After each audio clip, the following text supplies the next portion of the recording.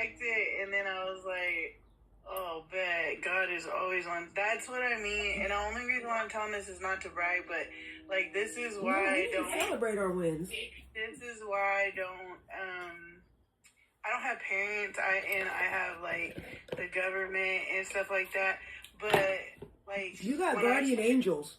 I was just gonna say, when I get down to, I don't know what people believe in, but I'm just gonna tell you, this is my for me only. For me only.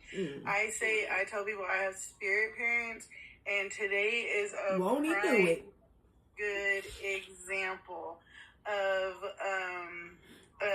how God works in my life, because I forgot, I paid all my bills in Kentucky, right? I told you that I was real proud of myself, but I forgot to pay my phone bill, so I was kind of like, and my phone bill is like linked to my Wi-Fi bill at home and stuff, so like, it's kind of important that I pay that, and so I was kind of nervous yesterday when that bill came through. I was like, oh crap, I didn't pay or whatever. And so when I woke up with that, I was like, and I verified that it was my money that I could spend. I was able to pay my phone bill for the month, and it just is nice. It's just how God works, you know what I mean? Like if I have any worries, and that's what I'm trying to learn right now too, like trust the process and live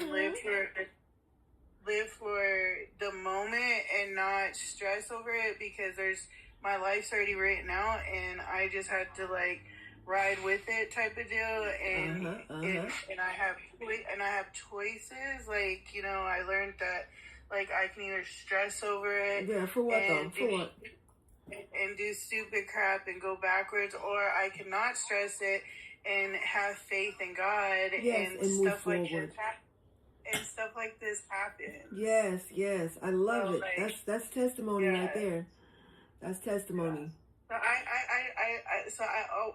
wasn't saying it like to be. I was saying it for humbleness and like to tell you how God works in my life, because like I love it. I love it. I'm in a situation that is very expensive right now, and this is a time that if you did have family, you would lead on your family, you know, and I don't have that, but I have something that's much more. And you're right. It's God. It's guardian angels. It's the universe. It's karma. All that. It's all of that. I even told Matt before we got stressed yesterday when it came out, I was like, I'm not even going to stress over it. I was like, God always got our back. And Matt looked at me and was like, you damn right he does. And then we woke up this morning, and Matt checked it first, and Matt was like, did you check our account? And I checked, and I was like, what I was like, that's not right, babe. I was like, don't spend that. I was like, something didn't go through. I didn't know someone ran something as a check and it didn't go through or whatever. Right. But I was like, what's going on here? Nice. But when I called Uber, they were like, and then I feel like a big girl because Wells Fargo was like doing this little like account thing. Yeah. And I don't have, I was able to open up my own checking account under my own name. And put money in it. And so like, I can't wait to get home and have that debit card, but I can use it on my tap pay for till then. And it just feels good to have like an account. I know that sounds stupid to some people, but it feels good to have it feels good to have like a bank account, like that. Because now I can like rent cars under my name without having to ask people to rent cars. Yeah, I know that feeling. I know that feeling. Up a different thing, and then the lady was like, "If you bank with us good for a while, that I could open up a credit card through them." And I'm against credit card, but hey, yeah. Well, I'm just trying to build my credit. Yeah. I want to buy. Me and Matt, our next, we want to buy land. We want to buy. Nice. Yeah, I want to buy land. Awesome. But that's all I have. I'll let you guys go. Okay, well, thank you for sharing the good news. I love your hair. Thank you. EM hooked me up, right?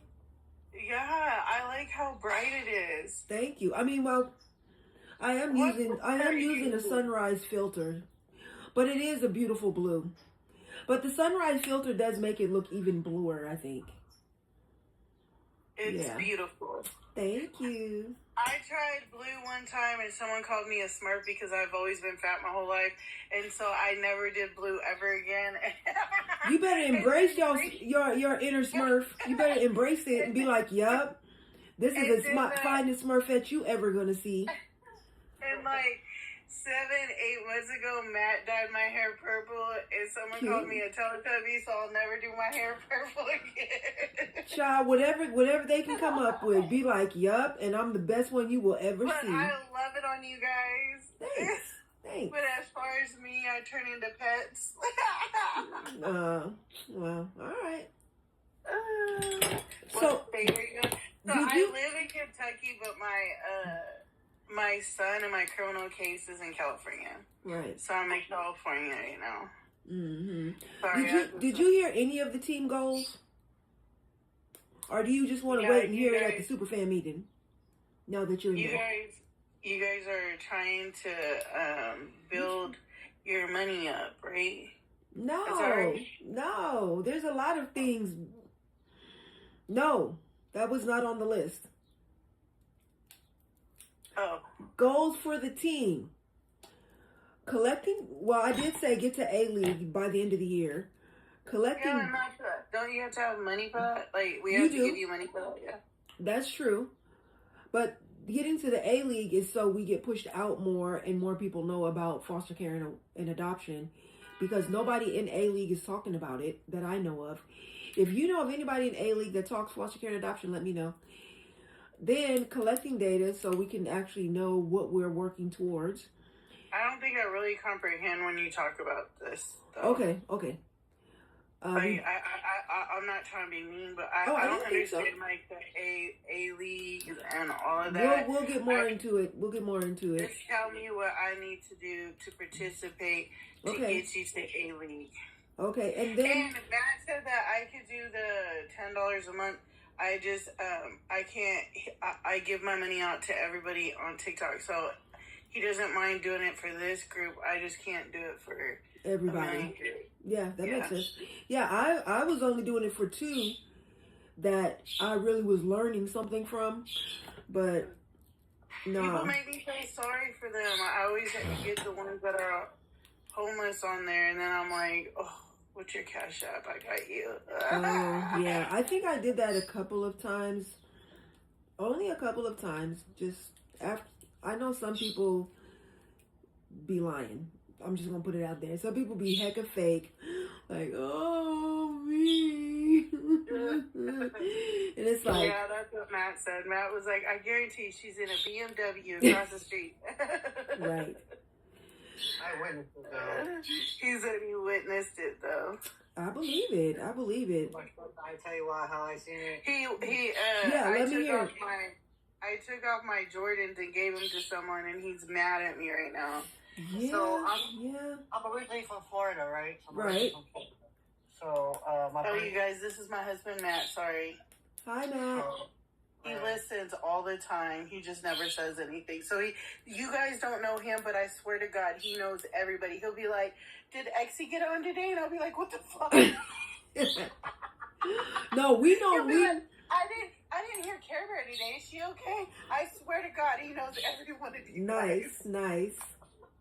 Well, we know Matt too, even though we didn't talk directly to him. We know Matt through you.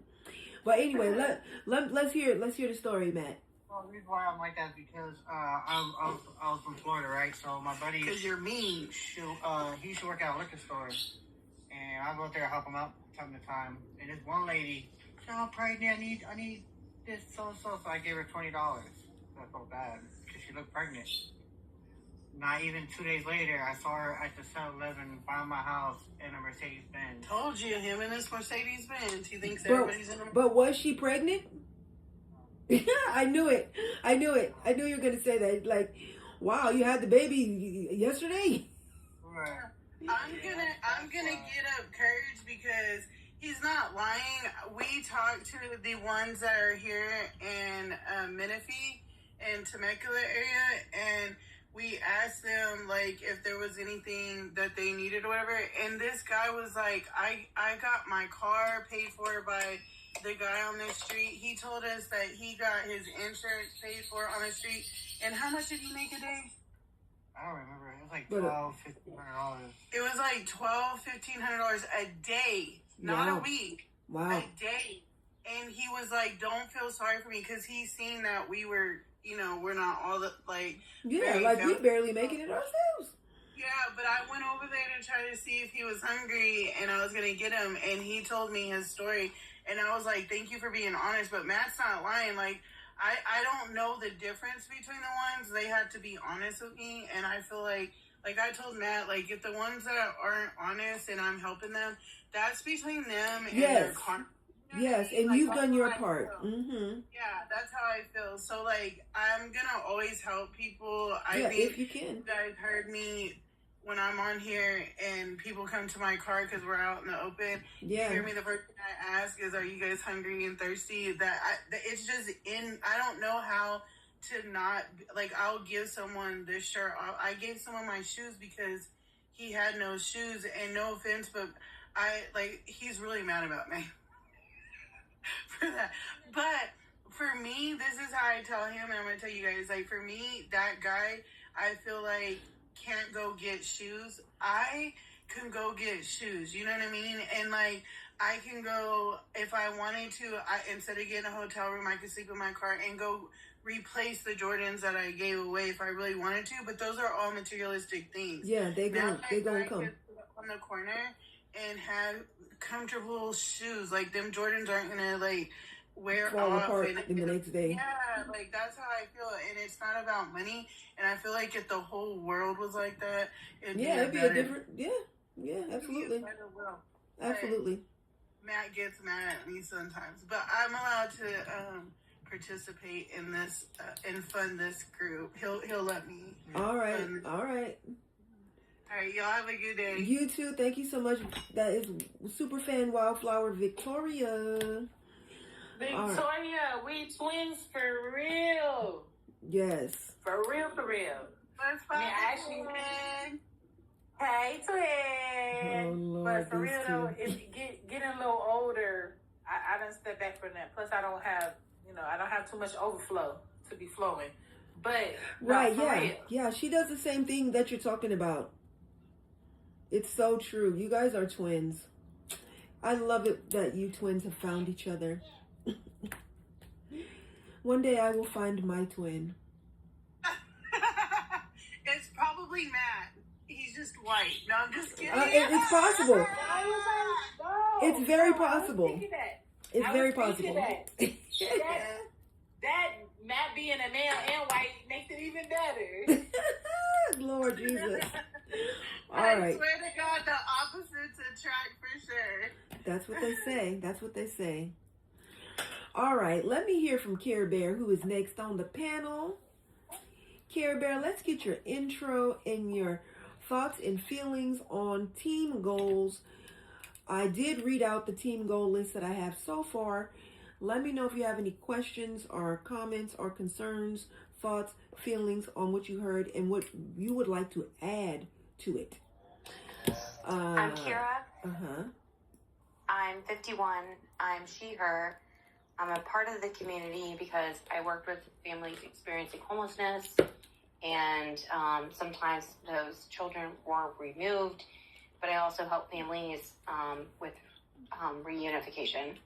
I'm glad Victoria's still here. Like, I got on the live today and it said super fan, and that's because of you and your husband, and I really, really just want you to know how much I appreciate that. I'm listening to you speak, and you sound like my daughter because I worked with people experiencing homelessness, and my daughter would be with me a lot of the times where I would just see somebody on the side of the road, and we would stop and we would do what we could to help. And so it just really warms my heart to listen to you talk about how you just try to help everybody. And we had an experience where my daughter was like selling candy bars for her school, and we went to a gas station, and there was somebody obviously experiencing homelessness, and she wanted to buy candy bars for my daughter, and she gave her like $4 for like 4 candy bars. And when we got back in the car, I was like, you do know that woman was experiencing homelessness? And she was like, oh my gosh, I should not have taken her money. And I was like, no, don't disrespect her like that. She wanted to give it to you. Mm-hmm. And it just shows that the people that are the most in need sometimes are the people that will literally give the shirt off their back to take care of somebody else and be there for somebody else. And that is, you know, it was a lesson for my daughter that I got to witness, and it was very beautiful because this woman absolutely wanted to support her. So, mm-hmm. Anyways, as far as the goals go, I think engaging with the people that are already doing the work mm-hmm. is very important. Mm-hmm. So don't recreate the wheel. Engage with the people that are doing the work.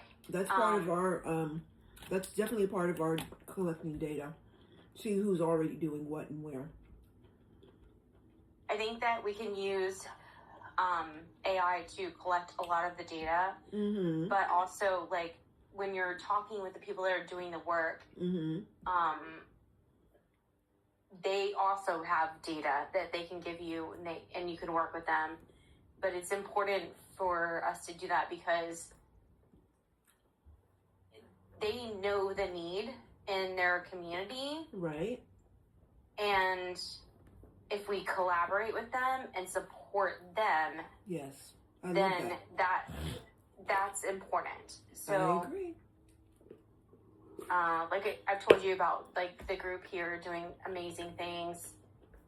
If we can collaborate with her and say, what kind of additional support do you need? Mm-hmm, mm-hmm. And how can we help elevate your voice? And I've told you that she's doing great work with the kids to help them find their own voice. So how can we elevate those voices? Whether it's on like this platform or another one, but I think that's all I have to add right now. It's just like, yeah, I love collaboration. That. Don't mm-hmm. like reinvent the wheel. I'm all for it. I'm all for it. Yeah, that's exactly what I told someone this morning. But that's a way of working smarter instead of harder. And respecting the people who've done work that came before us, too.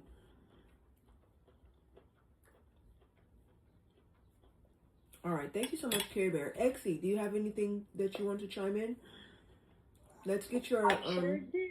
All right. Let's get your intro and your thoughts and feelings on our team goals for 2026.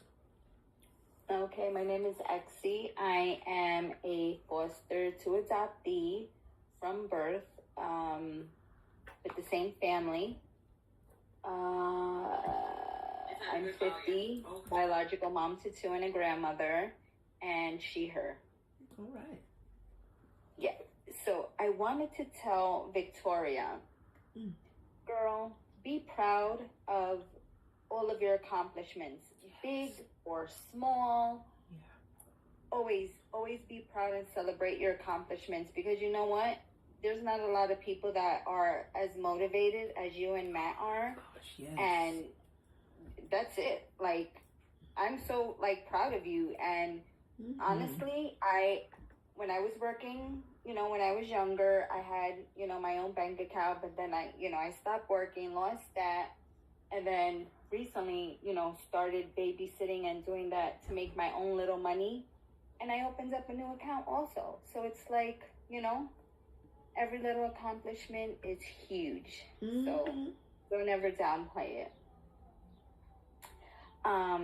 But hearing Victoria and Matt speaking about how they, you know, they're blessing people, you know, paying it forward to others, I was like, I thought about, why don't we have like a gratitude day or something, like where we could share our stories, or I like it.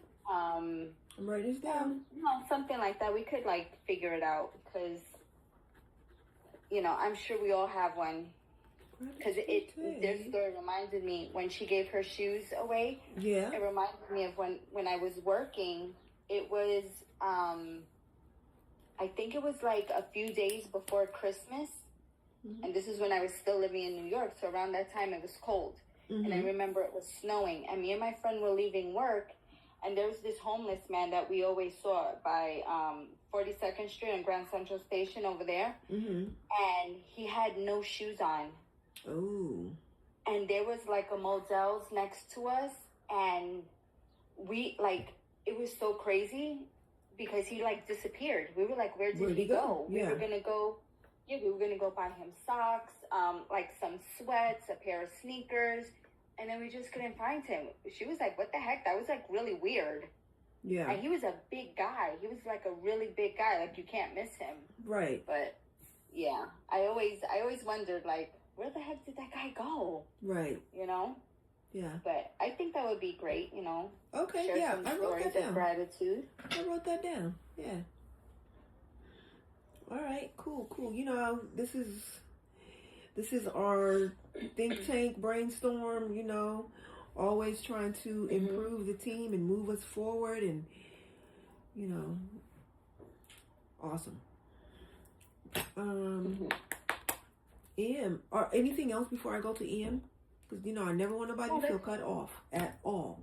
No, that's cool. Okay, fine. especially since I didn't start the timer on anybody, just because we're such a small group right now. Em, did you want to chime in? Em has a teacup, so Em might be on a phone call. So yeah, I absolutely love our team goals. Some of them I set, some of them y'all came up with. I love that. Now, as far as a raffle or post contest, I mean, hey, maybe we do both, right? Maybe we do both. I'm here. Hey. Go ahead. 49.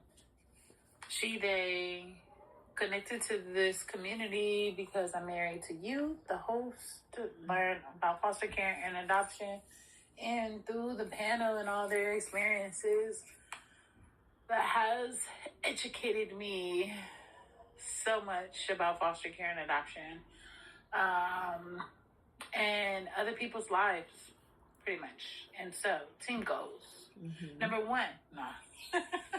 Oh, let me get my pen ready. No. I don't. I'm like, really bring it. A lot. What I do, what I would like to see is, and I don't know how people are comfortable. That's kind of pushing it a little bit, but just really to folks that are on here, or share the link and share it with other people that have these experiences, that would that would appreciate the live like you do, just bringing more people in that are connected to our super fans and people that join. I think that should also be a priority, or a goal, is to do that. I know you used to always say in the live, when people left, or bring 5 friends. Yes. And I used to be like, okay, they're not bringing 5 friends, but I'm here to bring it back. Oh, okay, because you said I was wearing it out. Let's try. When I see posts that are related to the subjects, I always say, yes, you do, yeah. And every time I watch it, I'm like, I need to make a reaction video. So I'm going to get better at making reaction videos. I think we all can do that. Make reaction videos. Like even to the posts that I create, make reaction videos. Like, I watched Orphan Girl's post, and this is what it made me think and feel. And I think that's all a part of supporting each other's content. Watch it. And you didn't. Go ahead. You didn't start the timer for me. I know I didn't start a timer for nobody. Oh yeah, I wasn't available to see that. But apologize for cutting you off. Go ahead. Okay, I apologize for cutting you off. Go ahead, Ian. If you had more, please. So that's one thing. And yeah, if you're making posts, please share it. I know one of the chats that is for our fans. I'm like, only when Marika goes live, but please share out and tag folks and people if you're making posts that you want pushed out, especially if it's foster care adoption. And I just want to acknowledge that again, it might be hard for some people. Like, I don't know how everybody's friends list is on here or FB or anywhere else, but you can copy that link. And I know some people might not want them to share their stories, but it is about ending the isolation too around the foster care and adoption. So if people don't know your business, like maybe they should, right? In a way. And yeah, I think that's just it. Just sharing and bringing more people that are connected to us into this space, so they can also be inspired and educated and learn more. Yes. And in I know your P is preventing harm. Yes. Okay. Yes. Okay. AC, you so cute too. Yeah. Thank you so much for chiming in. I appreciate you big time. And I just wanted to say, as far as when we think about who we should or shouldn't share it to, you never know who has been involved in the system, and you never know who will care about it, right? So if I just really sit here and think like, okay, who do I know that is a former foster youth or was adopted? My list is before starting this whole process, my list would have been like 2 people. It's not until I really started sharing it until people started saying, oh yeah, I used to be in foster care. And I'm like, what? I had no idea. So that has happened to me enough times that I feel like I just share it with everybody, because you never know.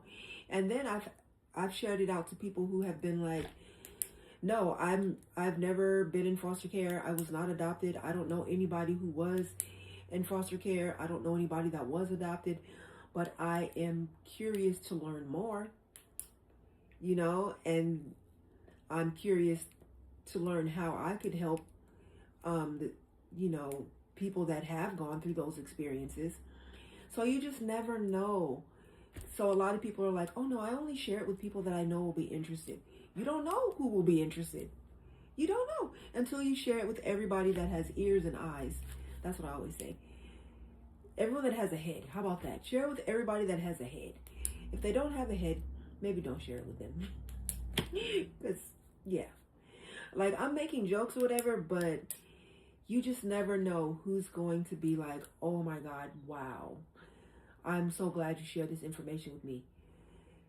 And I've been sharing it far and wide everywhere and getting this reaction from people like, thank you so much for sharing this with me. This is very powerful. I was in the system, or I have a cousin that was in the system, so I always wondered, it's a strange thing to kind of bring up, but now that I have this, I can be like, oh, check out this book and start. It's a good conversation starter. So that's what kind of made me stop trying to guess and figure out who may or may not be interested. So yeah, share it far and wide. That's all. That's the gist of it all. And I feel like just recently I have been telling people, kind of like without shame and embarrassment that I used to have. Yeah, I was a foster kid. I was adopted. And their reaction is their reaction. Their response is their response. They deal with it how they deal with it. It is my truth, my reality. So, you know, so that's how that goes, which is why I wrote the book about it. Exie said facts. So yeah, I mean, I'm just trusting the process, keep moving forward, keep doing what I'm doing, keep fine tuning and tweaking things that need to be improved. I think just kind of like what Victoria said, trust the process, trust my guardian angels, my spirit guides, however you want to call it. And just keep moving forward. Just keep moving forward. That's all I can do. You know, my journey is not going to look like somebody else's journey, and I'm cool with that. It's going to look like my journey. And it's going to be what it's going to be. All right, so I'm happy with our list of goals. I really am. I think they are, how do they say, doable, achievable. We can definitely track them to see, are we getting closer? Are we stagnant and standing still? Are we moving backwards? So I do like that. And basically everybody in the room right now is a super fan. So I'm like thrilled with that as well. I know you guys are like the backbone of the team. I love and appreciate y'all because we are doing the work already. And it's moving at a pace that it needs to move at, not too fast before we're like, whoa, what's going on? Not too slow. Hopefully until it's like boring, like, this is going so slow. But I think it's going at a good pace. You know, we've accomplished some things. We're going to accomplish more things. And yeah, getting our story out there. I don't know how many super fans are even thinking about writing their story, but I'd be curious to hear. And how many folks have started an outline or first draft or anything. That'd be awesome. And I'm always saying how there's so many different ways to share your story.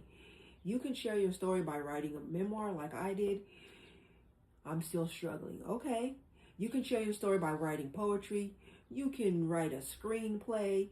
You can write music. You can do art. Some people share their story through sculpture, through paintings. There's so many ways to tell your story. You could do a weekly blog. You could do a vlog where there's so many ways to get your story out there. I say try a few different ways and stick with the one that feels right for you. I know when I was trying to do the weekly blog, it was not right for me. I was like, I need to just write the whole story and get it out there once and for all, period. 1, 2, 3, tell me your book title and I'll tell you mine. Oh, okay. A Flower Called Orphan Girl. If anybody else has a book title, please put it in the chat or even just say it out loud or do both. Do both, yes. Finding Exie. I like it. Okay. Em, what's your book title? Victoria, what's your book title? I like Finding Exie. I'd read that book. Losing Victoria. Okay, I'd read that. Em said, I have so many. We got Finding Exie and Losing Victoria. Yes.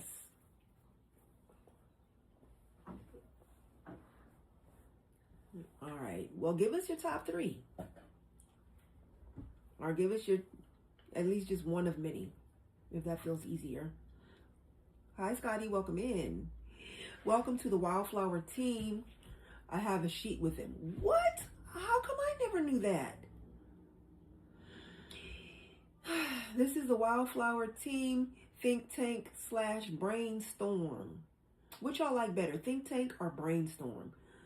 Don't remember them offhand. Okay, I got to see this sheet later on. No, but seriously, which y'all like better, think tank or brainstorm? Which sounds better? Think tank, Exie says. Okay, and yes, you have seen them? Really? Okay. It must have been like when we were together 1 month. Think tank, Em says, sounds better than brainstorm. Okay. Care Bear, you got a preference? Think tank over brainstorm. Thank you for checking out my memoir. It is my heart and soul poured out onto paper. You can purchase it right now and it will be shipped out tomorrow. Nope, after I moved all my in your house. Care Bear says everybody's rolling with Think Tank. Okay. I always say both, but Think Tank. I wrote that down. I wrote that down. So yeah.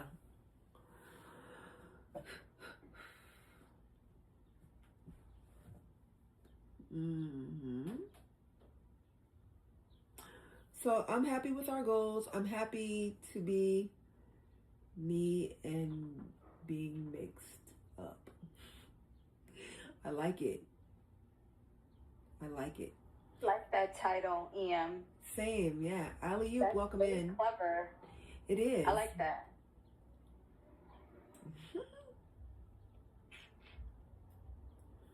All right, cool.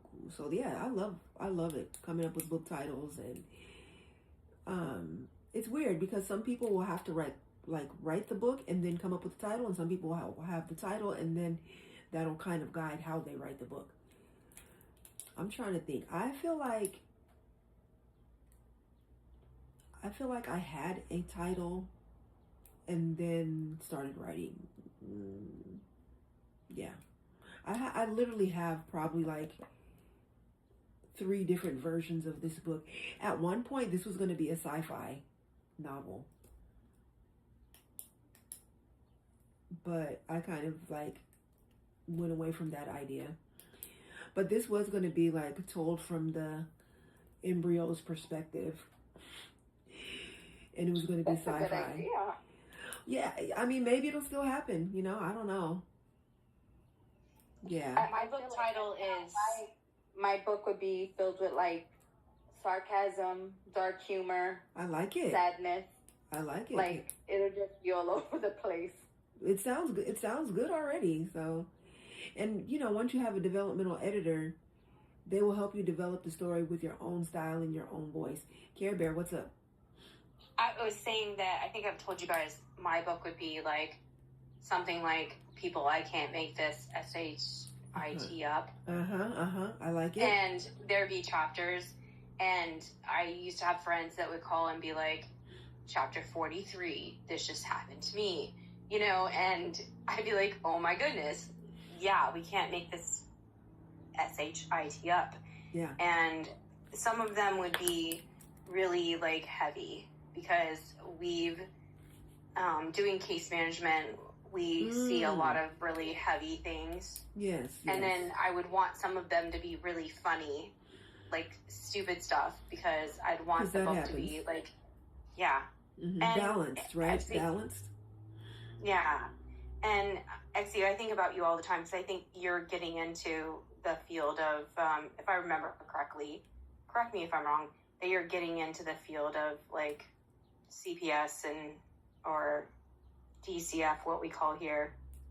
No, I when I graduated high school, I wanted to do that when I went to college, but then I had a professor speak to me, and he basically like laid everything out, and I was like, this is something I can't do, because he knew my story. Oh, once he told you the nitty and the gritty of it, you're like, nope. Yeah, no. I was like, I'll take everybody home with me. And that you can't do. And I'll end up fighting people. Oh, yeah, so that would not be good. And there is somebody part of the group that is doing that. And Exie, I do understand what you're saying because, like, doing that work, there were so many times where I probably crossed the line and did things that I wasn't supposed to do to help somebody, like, and I don't mean, like, bad, just, like... Yeah. Like, I had some of my work allowed me to take my child with me to some of the families that I was helping. And it was amazing because she would, like, play with the kids and everything. But then she became friends with them. So when her birthday party came around, she was like, I want them to have a birthday party. You know, so, like, yeah, that's probably not, like, the most appropriate thing. But that was those were her friends, you know, and so they were there. But, yeah, I definitely, like, it's very hard. And so if you have the heart where you're just like, you see that injustice, it's hard to, like, not, I don't know, try to make things happen for families. And it's heartbreaking when it doesn't happen. And I have walked through trauma with families or individuals that have definitely traumatized me. And secondary trauma is for real. It's really for real. And when I was offered a job to, like, do something different where I'm a part of a solution that is different and took me out of direct service, it was scary, very scary, because I was very good at my job. But my body was feeling the trauma. And when I stepped out of it, it gave my body the time to heal from the trauma that I witnessed over and over again. And that's why I think there's definitely a book in me, because I've seen a lot of things. And like I said, I would want it to be, like, sarcastic and also heavy, but then laying in some of the funny things. Some of the most amazing funny things that I saw, because some of the clients that I worked with were hilarious and talented and all these things. So I would want it to be very balanced, like you said. And that's how you gotta balance it out. Awesome. So I definitely have, like, several more books. I actually have, I think, 3 other books that are, like, halfway finished. So I was like, this one has to be done first. So and you know, if I go back and do the sci-fi version that I have, that's fun, because I'm a Trekkie. Like, maybe, you know, I don't know, maybe we'll see. Only time will tell. But I know currently I need to really schedule time for writing. That's my problem. I told y'all, me and Father Time do not get along.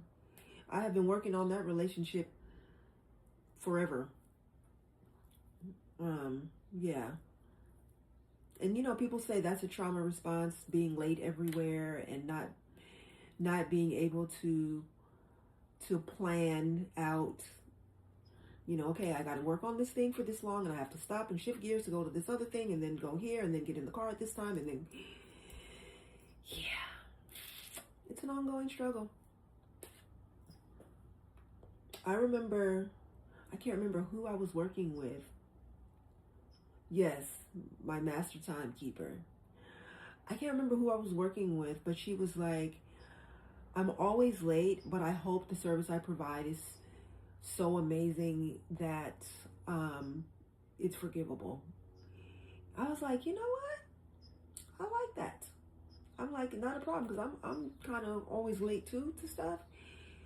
So we worked well together, because I was like, I don't mind waiting for someone as long as I know you are en route. Now, if you are no longer en route, please let me know as soon as you can, and then I can go on to something else. Don't have me waiting for hours and hours, and then like, oh yeah, I'm not gonna make it, you know. But if you're like, I'm almost there, I'm coming now, I'll be there in a second, I can chill. Where some people that I have met, it's triggering to wait. They feel forgotten about, they feel not important, they feel discarded. I'm like, oh, no, you're very important. You're not discarded. It's just my issues with time. Victoria said, in the hood, we call that tweaker time. Oh, as far as running late all the time? Is that what you're talking about? I guess I'll be on that then. I don't know. Oh. Don't feel bad. I'm on tweaker time too. Okay. I call it CPT time, colored people's time, because, you know, black people move when the spirit moves you. That's what they say. Like, this is something like goes back to Africa, where it's like, so when does the party start? When people arrive. Like, so what time should I get there? When you get there. So it's like you wake up, you do what you got to do, you make the dish you're going to bring to the potluck, you show up, and then when everybody's there, the party begins, and no one's angry or upset about it. But the whole concept of time, and it has being ruled by the clock, I was told it's a European concept, but this is where we live, and we are definitely ruled by the clock. People are like, if you're on time, you are late, and I am upset. I've heard it called island time. Yes, similar. I'm be late to my, right. Right. Yeah, that's how I feel too. But yeah, I did ask my mom. I was like, maybe I was supposed to be a Pisces, because March, I came at the end of March. What if her due date was like the beginning of March and I was supposed to be a Pisces, and because I was so comfortable and chilling, I didn't want to come out yet, and maybe they had to force me out. I don't know. But of course, she does not remember those details. But she said she does remember that I was overdue. She didn't have to be induced or anything, but she said I was overdue. I came when I was ready. So I'm like, well, there you go. Me and Father Time been going out this since I was in the womb. Because some people say it's attached to trauma. And maybe it is. Maybe that makes it even worse than it would be otherwise. I don't know. All right. I feel like we, or maybe just me, is just chatting it up with y'all, which is good sometimes, right? But yeah, this is a think tank. I guess we have exhausted all of the team goals for 2026, which makes me think, well, depending on who else comes in the room, gonna drop down, need to check on my daughter. Okay, no problem, Care Bear. Thank you for being here.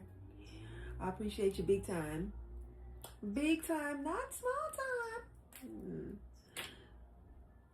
Thank you for coming back, Ian. Appreciate you. Let me see. I knew this was going to be a shorter live. We have been live. What do you guys want to eat tomorrow? Like, I don't know. We gotta, snack-wise. Yeah, I don't know. I'm not sure. We're going to have to look at what's around. Wait, did somebody say snacks? Exie perks up. Did someone say snacks? I was like, damn, every time Marika invites me up, I'm eating. I was like, oh yeah, because I always catch you during breakfast or dinner. yeah. I always catch you. Oh, Saturday. Tomorrow's Friday. Wait, are you guys meeting? Oh yeah, Saturday. Yes. Oh, exciting. Are you guys going to go live? Yes. Yes. Oh, that's so cool. I think so too. Okay. Yeah. Oh, I've been so excited. I thought today was Friday. Now I'm disappointed. Oh, I feel the same way. I that happened to me too. In my mind, today was Friday already, and then I was like, oh wait, because my mom is going to some religious thing at her Kingdom Hall, which is Friday, and I was like, wait, if it was Friday, you wouldn't be here right now. You would be doing that. So clearly, it's not Friday yet. Marika, I have a quick question for you regarding the Kingdom Hall. Yeah. So, my brother, he married a she's Nigerian and she's Jehovah's Witness. Love her. She's a great woman. Okay. But they've only been married a year, and I keep forgetting that she's Jehovah's Witness. So I text her Happy Mother's Day. And she just said thank you. But my brother sent me like this voice clip, like I committed the biggest sin in the world. I was like, bro, I forgot. Right. Like, yeah. And he's like, I hope you didn't get offended. I was like, no, I'm not offended. I was being polite. When I'm polite, I'm not doing it to get anything in return. But right. Tell her I apologize. I completely forgot. Right. Yeah. Yeah. So, do they get really offended? Is it like? I mean, my mom doesn't. I guess it depends on the person. It definitely depends on the person, but most people that I know, like that my mom knows, they know that's the norm for other people, and they don't get offended. They just kind of smile and nod, and and keep it moving. Oh, okay. So it just depends. Oh, okay. Yeah. Oh, okay. And my mom, she'll never turn away a gift. So she doesn't celebrate, but if you celebrate and you give her a gift, she will accept it with a smile. Like, thank you, ma'am. Right, right. Who doesn't love a good gift? Right, right. She's not going to give it back like, oh, no, I don't, But don't expect a gift from her if it's whatever day. Because she's like, no, we don't celebrate. Which used to be so annoying to me. I knew this Jehovah's Witness. She just passed away, but before, her name was Nikki. Before she passed away, she was so pure, and I would ask her because I knew her through my homeboy, and she would always come to my crib looking for him, and I would ask her, I'm like, why are you with him? Because they had been married for years, and she was like, because we don't give up. God, and they're God says one marriage, only, and she took that marriage, but I felt so bad for her. Even the girls that would try to fight her, she would just be like, I'm not gonna fight you, he'll come home when he's ready.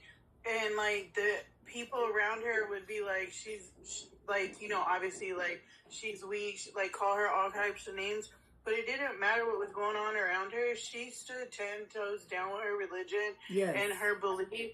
And it just, I guess I learned from her in a lot of ways. And from today, if people are mean to me and they ask me, well, why didn't you do this and that? I kind of tell them the Nikki story. Cause I'm like, she kind of taught me that you don't have to be evil to people just because they're evil to you. Right. You don't have to match their energy, because eventually they will match yours. And I'm not religious, but they are the most, them women that walk that faith, I don't understand the thick skin that they have. You know what I mean? Yeah, I think my grandmother was like that. I think my grandmother was definitely like that. But I don't know. I feel like what I have learned over the years, maybe it's just the area that I'm in, all of the Kingdom Hall women have a past, okay? It is you used to what? like a past that'll make you blush, Victoria. Dang. Really? Yes, they all have I have questions. Yeah, I kind of, okay, so I don't know if I've ever mentioned, so my brother, he comes from the streets. He's a street dude. He's been locked up, got his life together. He's a substance abuse counselor now. Nice. But he still does his little things. He'll go hang out with his friends. They'll have some drinks. I'm like, how did you marry this man? Because she can't, she doesn't, hang out with him the way he hangs out with his friends. It's, very rare. And I'm like, how does she tolerate that? I mean, maybe don't bother her, But baby, it's like what Victoria said, one marriage and that's it, that's all. You put up with whatever, which, sometimes is a good thing and sometimes it's not, to be just 100% locked into, being done wrong. Yeah, well, she was married before, and she told me that he cheated on her. She felt like he used her to come into the country because she worked hard to come in. She's legal and everything, and she spent a lot of money, worked her butt off. Wow. And then she was like, yeah, I found out when he came here, he had another family. I've heard that too. Yeah. Yeah. Yeah, everybody, I guess, makes decisions that's best for them at any given time, so. Yeah. Wow. It's called a business marriage. Isn't that what they call that? That's when both people are in on it and know what's going on, but sometimes it's a get-over marriage. No, but they had kids. They had kids and everything.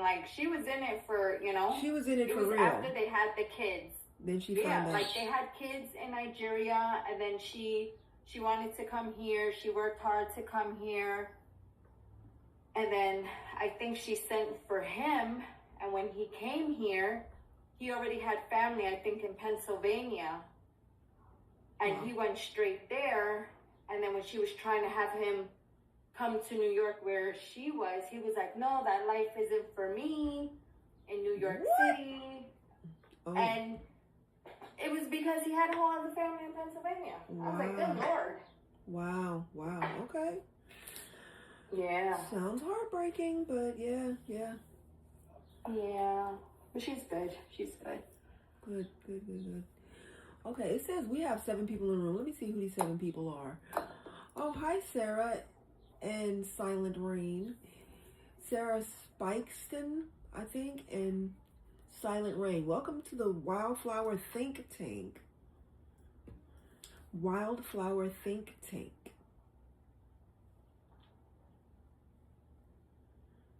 Oh, I like that. Say it again, Mufasa. Wildflower Think Tank.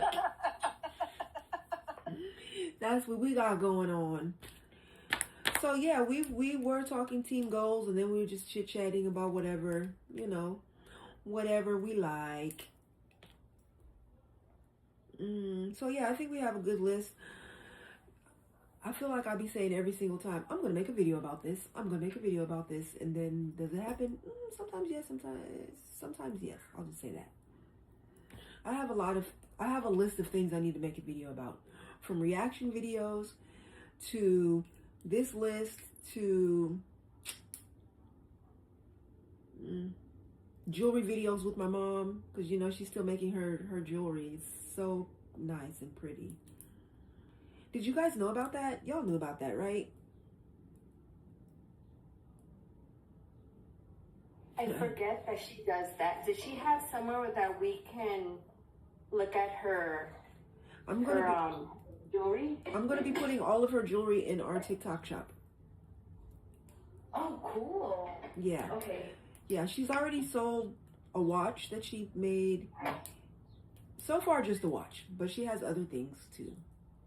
And if she has stuff that she wants to sell in Kentucky, I can put them in my area, too.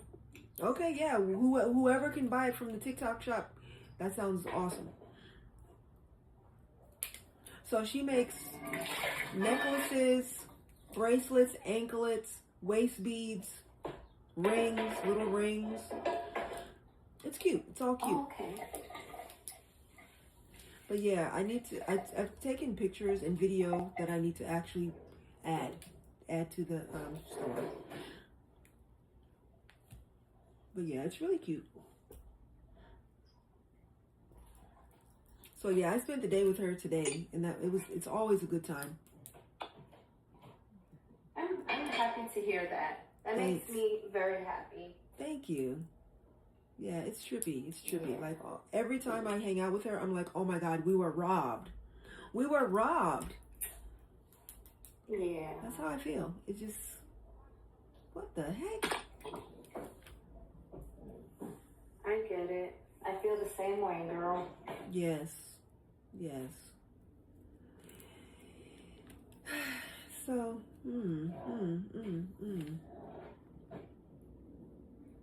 All right, we have been live an hour and 34 minutes. We have 91 viewers, 0 new followers, 6 gifters. This live is made $1.63. We have 21.9K taps, 447 shares, 8 people in the room. Bravo to everybody here. Meg, I saw Meg earlier too. Hi, Meg. How's it going? I want to hear from Meg. Hey, Callie. I want to hear from folks, Everybody get your daily heartbeat. Tap the screen. We're looking for 1K taps. 60 shares, which is a power share. And what else? Yeah. All right. Let me get your name, age, pronouns. How are you connected to the community? And we were actually talking about team goals for 2026. If you want, I can tell everybody the goals we have set so far, and we would love to hear your thoughts and feelings on those goals, and if you have any additional goals to add. I would love to hear the goals. Okay.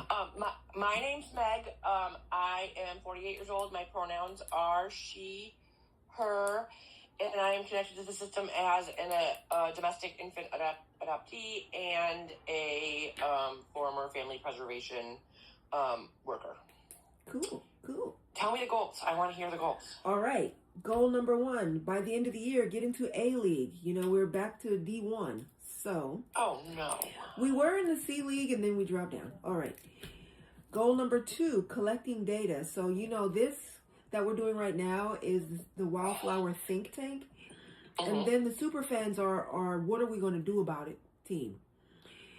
So right now, the only data we have collected so far is for each state, how many hours of training are needed to get a foster care license and how many hours of yearly training are required to maintain. Mm-hmm. So we've collected that data. So now we can know what we can demand federally. So that's how we're like collecting data so we'll know what to demand. Nice. Moving forward. Then, of course, I would like to grow the team because right now our team is 57, but I feel like our active super fans are like 6. And I cannot lean on just 6 people to do all of the data collecting and letter writing and campaigning and whatever else we got moving forward. One of my favorite sayings is, many hands make light work. So it would be nice to grow the team. And this one is kind of a personal goal for me, but I also have it for the team, is tighten consistency. I know I'm late everywhere all the time. But I feel like listen. All right, I'm listening. I need to reframe this for you. Okay. Okay, so first of all, consider the possibility that you're never late. You were just wrong about what time you were supposed to get there. Okay. The universe had a different idea than you. I like it. Also, I feel like you are consistent. So maybe you're late for the times that you set for yourself sometimes, which maybe it was just not the right time to start and the world just had to tell you. Okay. But you show up every day, twice a day. I do. Except Sunday. Except Sunday. I'm only one today, but still, yeah. That is consistency. Please give yourself credit for that consistency. Thank you. I will take that. Okay. Yeah, I interrupted you, but it sounds important. Yeah, I even asked my mom, was I born late? Like, my birthday's at the end of March. I'm in Aries. I'm like, was I really supposed to be a Pisces, born in the beginning of March? I was like, what was your due date? Of course, she's like, I don't know. But then she finally did tell me, yeah, you were overdue. She was like, I was 2 weeks late. I like to think that some of us adoptees knew what was coming and we were like, no, thank you. Right. No, thank you. I'll stay in here. Right. I was like so warm and comfortable and cozy. Right. She was like, yeah, I heard the talk. I know shit's going to get weird when I get out of here. I'm staying. Right. She said, you came when you got good and ready. She said she wasn't induced or anything. It was just like, all right. I guess I'll get out of here now. Yeah, at some point, like, you know what I mean? We grow too big and it's like, I guess I'm not comfy anymore. Yeah. All right, so I said tighten consistency as far as timing, because me and Father Time have never gotten along since the beginning of my time. All right. So the next one is, you know about Storytime Sunday? I do not know about Storytime Sunday. Speaking of consistency, I've been an inconsistent member of the team. That's all right. For right. personal reasons, not because I don't love the team. All right. So Storytime Sunday is when one wildflower takes 20 minutes to tell just a portion of their story. How I got adopted, how I landed in foster care, how I got out of it, just a small portion of their story, and then are available for Q&A. Respectful Q&A, heavy on the respectful, for about 10 minutes of questions. And that's the one live for Sunday, Storytime Sunday. Oh, very cool. What time do you come on Sundays? 4:30. So 1:30 my time, okay. Right? Yeah. 4:30 Pacific Standard Time. So someone would love to have a Storytime Sunday with a family court judge, either current or retired. So I said if I can connect with one, I would really feel like I did that. That was an accomplishment. And then another goal for our team is all bio moms get kids returned, is how it came out. But then we kind of tweaked it a little to say, okay, how can the team help with that? We can help with that by writing character letters, by making phone calls, by sending emails, by going to court if you are local to that mom. So the team can support in those ways, because right now we have 4 moms that are currently in fights to get their children back. One is an adoptive mom, but we have 4 moms that we are actually offering support and emotional support and all of that too. I love that. Yeah, and then the other one is a super fans contest because, let me get this right.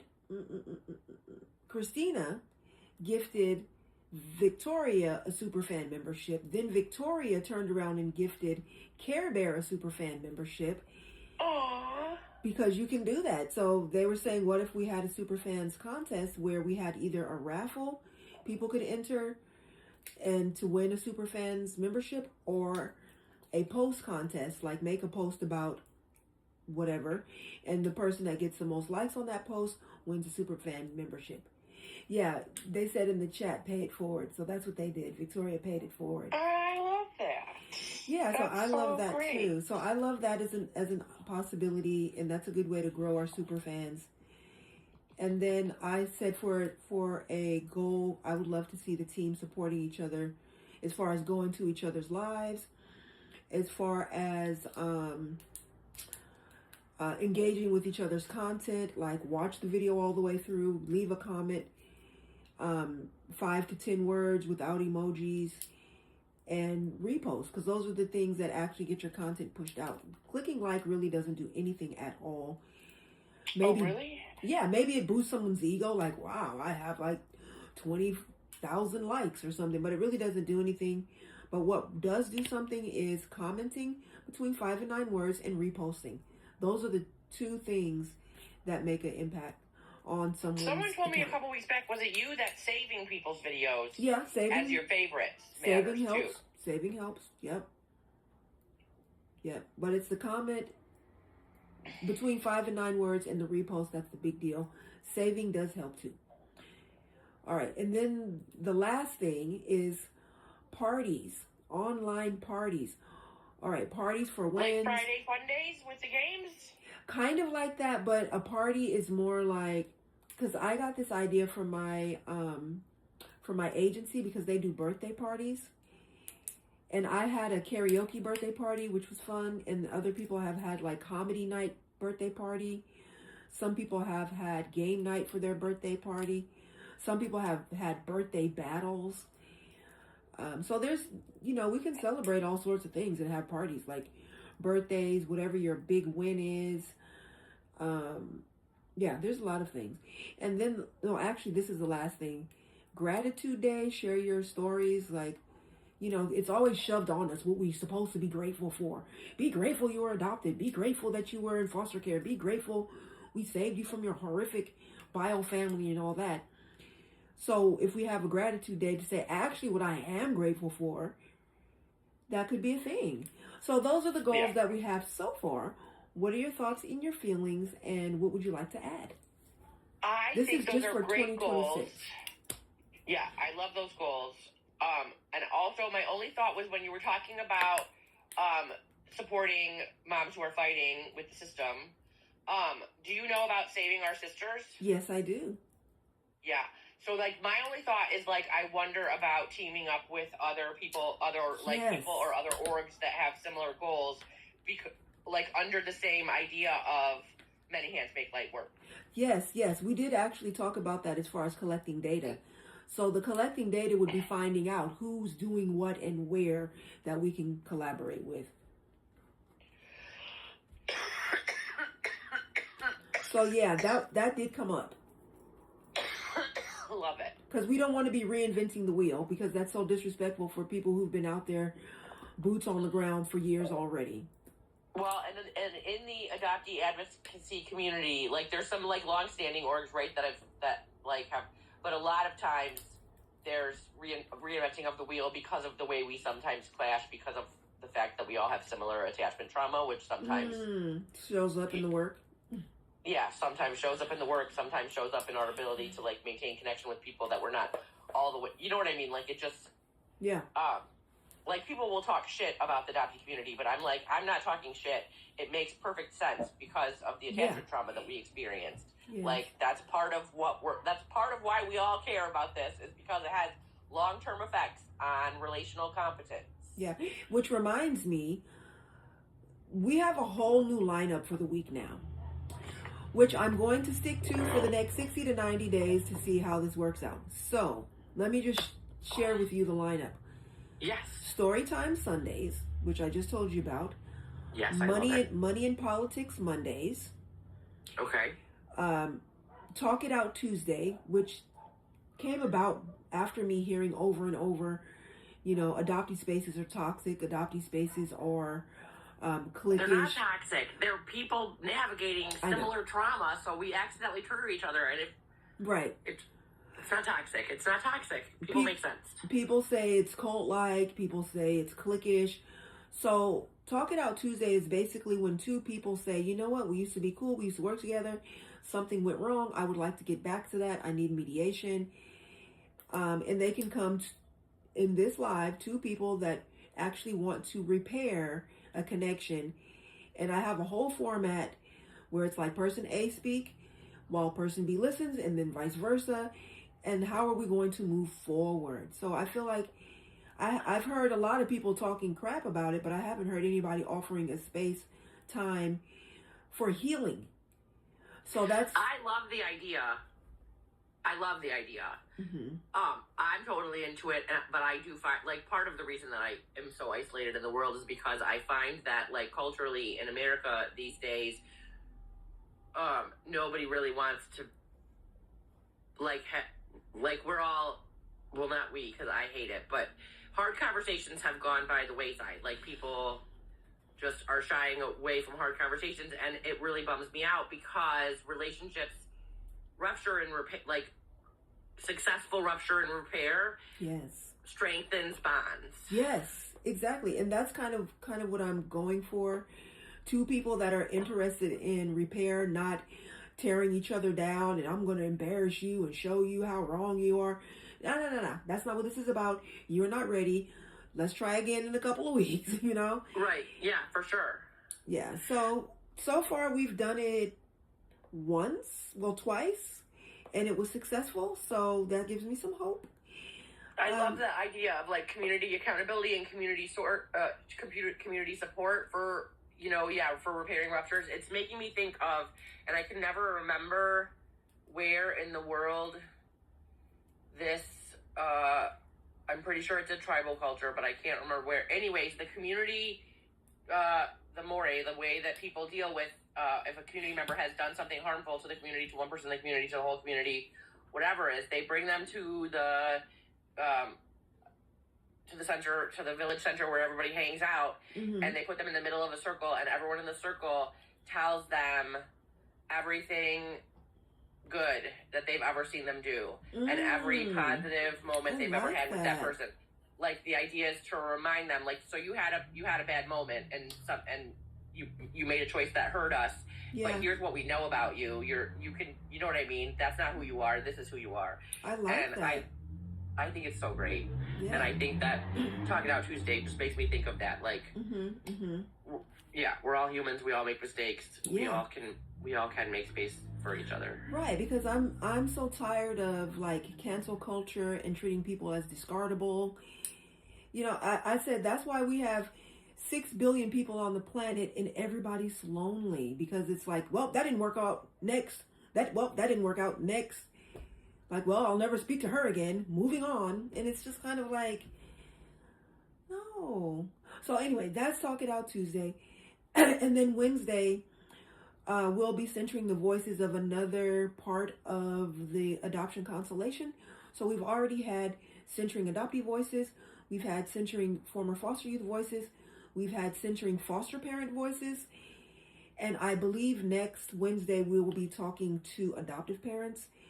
Then we will go to birth parents as well as social workers. So every Wednesday we'll be centering a different part of the adoption consultation, because everybody gets to hear.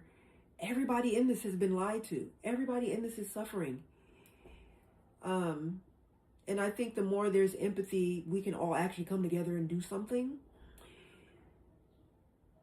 So that's empathy is the key. Yes. So that's Wednesday, and then Thursday has changed a couple of times, because at first Thursday was TikTok class Thursday, where we can learn about the app and how do you move forward and how do you algorithm and all this type of stuff. But then I did that once and people seem to be like, I don't really care. I'm just here to be entertained or something. I don't know. So then I came up with this think tank idea, and I don't know. I have to. I like it. Think Tank Thursday. It's got a good ring. It does, doesn't it? Yes. So I might keep that going, and then we'd all know Fun Friday, and then Saturday, what's on your mind, what's on your heart, and then Sunday, start it all over again. So. Very cool. Thank you. So I'm hoping people will get used to the rhythm of everything and know what to expect and know which day is their favorite day. Like, oh, I'm definitely going to be there for Storytime Sunday, or I'm definitely going to be there for, whichever day you like. Yeah, I love that there's a schedule. And I love knowing which day is centering the voices that I'm not ready to make great space for, so that I can stay away and not get triggered and not say anything dumb. There you go. And that is the whole plan. No one has to be blindsided. Like, do you know, what does she go by? Lala, I think is what she goes by. You know what I'm talking about? U.S. adoption is unethical. She's got that board. I love what she's doing, and like the way that she maintains calm, like goals, man. Like it's amazing. Yes. But I like a little bit like this live. Like I love what she's doing, and I love that it's there. And sometimes I can't stay very long because people will just pop in and say like the most triggering shit, and I don't have that level of chill. I do not have that level of chill, exactly. Yeah. And but I know what level of chill I can maintain, so at least I got that going for me. Yeah, that's excellent. Self-awareness is the first step. I tell anybody, nobody knows your triggers but you, so it's on you to kind of manage that and turn the volume down for a while, or scroll out and scroll back in, or, self-care above all else. Self-care above all else. That's what I was saying. Yep, in this era of my life, self-care involves a lot of quiet resting time alone. There you go. But what the world has done for me in exchange is that like the people that I am connected to are like very quality people. Yes. Like that are perfect. Like, do you know what I mean? The world keeps giving me, like, I only get a few people, but they're really, really great. I'm all about quality over quantity any day. Yeah. I don't need an entourage of fakes. I don't need 100 people that really could care less about me, Right. I'll take the handful of real any day.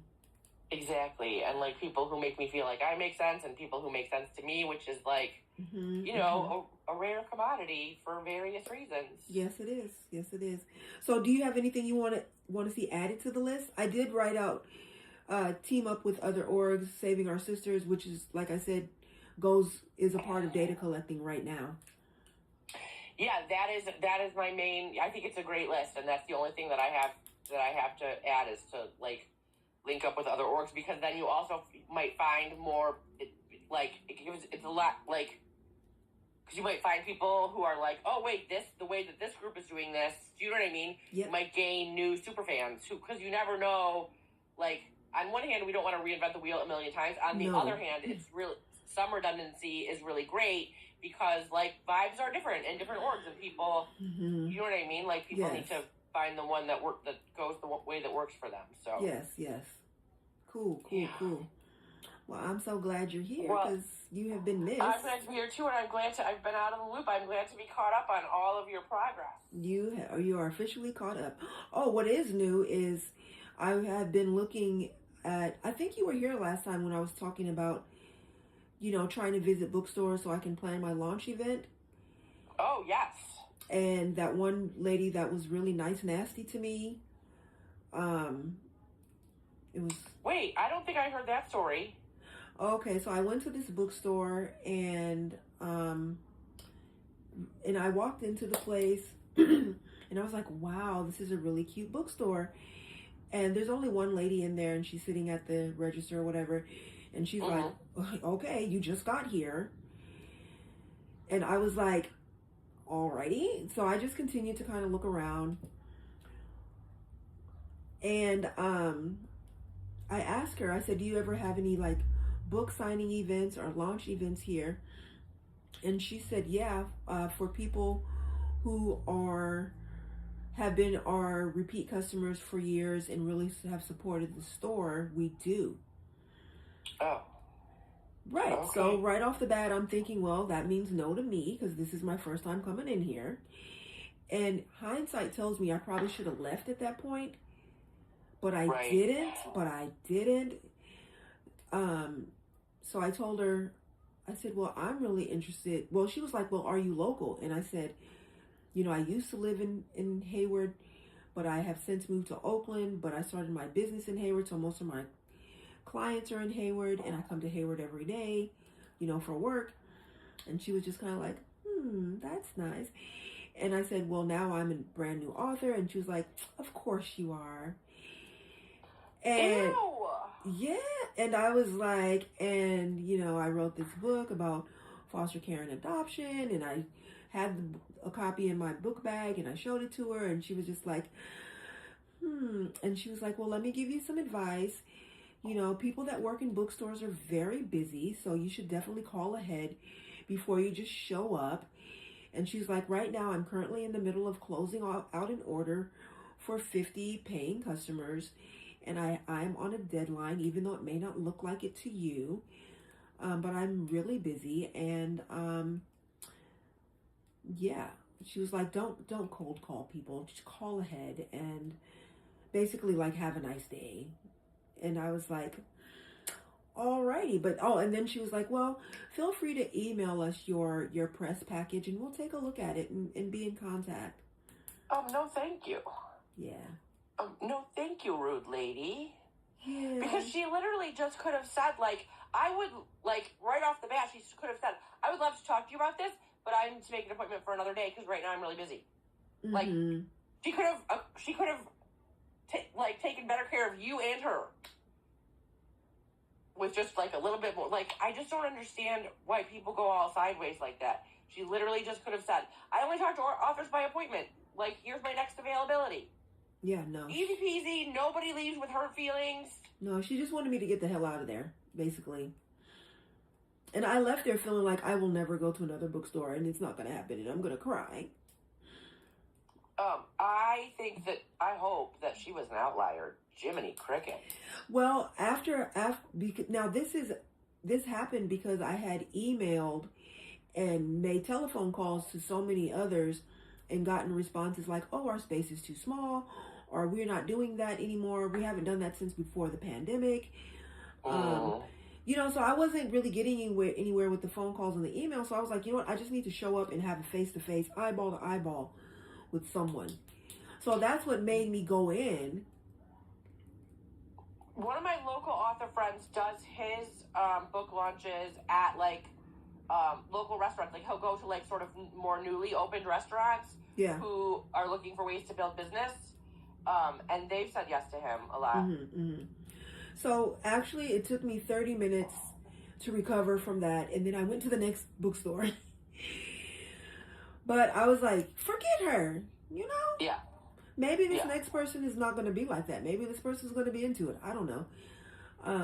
It didn't work out because it was actually the bookstore on the college campus, but that's a whole nother thing. But it wasn't because someone was being nasty about it. But anyway, after all of that, a bookstore manager responded to my email and was like, I would love to. And I went to the bookstore today, me and my mom, and he's all excited about it. I'm all excited about it. And it's a beautiful place. And we have a date, September 10th. So it's going down. Oh my God, congratulations. That's super exciting. Thank you. I'm very excited. I see JoJo G said, I have a love-hate relationship with foster adoptions. but I love your work. Thank you. Jojo said, I mean, apply for your book to be sold. The link is right here at the bottom if you are interested in getting a copy. It looks like maybe something. It looks like maybe a comment got missed or something. I don't know. If I'm missing something, Jojo, let me know. I think they mean in the stores. Oh yeah, stores can definitely order directly from the publisher. If there are stores that want to. I scroll to bottom and it just moves me to another live. It should be pinned at the bottom and you should just be able to click that. But if you're talking about a bookstore buying like bulk, like 10 copies or 20 copies or whatever, the orange bag, yeah. Then you would have to reach out to me for the link to the publisher. So yeah, let's see. You are just moving and shaking, and so much is happening. I'm trying. You know, I really am. You really are. It's very impressive. Thank you. I appreciate that because a lot of times I feel like, what am I doing with myself? You know a lot. You know, we are our own worst critic. So it's like, I need to be doing this and this. That's my leading edge right now, is I'm trying to train myself to talk more kindly to myself. I'm really good at talking kindly to others. It shouldn't be that hard. But it is. Is the book on your page? I fear I have to exit to buy it. You don't have to exit to buy it. It is pinned to the bottom. You can click it. And someone said there's an orange card at the bottom you can click.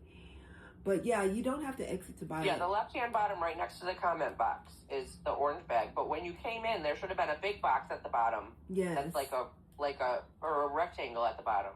Yes. That had a link. If you get your copy tonight, it will go in the mail tomorrow. You'll get it in like 5 to 7 business days. Orange card. I'm still learning TikTok. Yay! So yeah, Callie, do you have any questions, comments, concerns about anything you've heard so far tonight? Oh, please do your intro first, if you don't mind. Oops. I had an idea, but I didn't have concerns. But intro, I'm 38, she, her. I am a domestic infant adoptee and separated twin. I think that's everything. I kind of did it out of order, so it messed me up. Right. Did you say your pronouns? I think that might have been missing. She, her. I thought I said that, but... Thank you so much for your purchase, JoJo. That will go out to you in the morning. I'm sorry, go ahead. My one idea that I had is to officially register as a 501c3. Right, I've thought about which this. Is not as hard as people like to make it out to do. Yes. I've actually helped multiple organizations register for that. I would love to talk to you about it. If you do it, it'll make it easier to work with other organizations, and it gives an extra veneer of officialness. Like, because a lot of times people can just go, oh, that's a crazy TikTok person, and scroll. Right. Even though you're on multiple platforms now. Yes. It would give it more of a veneer of whatever. And that might actually... make it more official. Make it more official, but it'll also, like, facilitate being able to work with those organizations. And especially if, like, advocacy starts with an area or with people where, you know, we can have, like, when we talk to politicians and stuff and go, well, hello, I am a member of, you know, I don't know, the Wildflowers Child Advocacy Group, 501c3, here's our you know, mission statement, here's our address. I like it. I love it. I love everything about it. Yeah. I just think that would be a really great next step. Yeah. For the group. Not like yeah. All right. Just to let's talk about it some more. Just to both facilitate those kind of relationships with organizations, but also to move the Wildflower team out of TikTok. You know, you've been streaming also on Facebook, I know, but like just more so into the world so that people can take it more seriously. I like it. Not that it's not serious, but people like to dismiss stuff that's on TikTok and stuff. Online. Yeah, I get you. Yeah, I'm interested in that and learning more about what that would look like as far as, being, everybody in the team is in a different state, and what that would mean. So it wouldn't mean anything because 501c3s are often multi-state organizations. Okay. It just means that you're a charitable organization. I like it. And if you're a member of 501c3, and if you have a 501c3, and I know this is not much, but I helped set this up for several religious organizations in my area.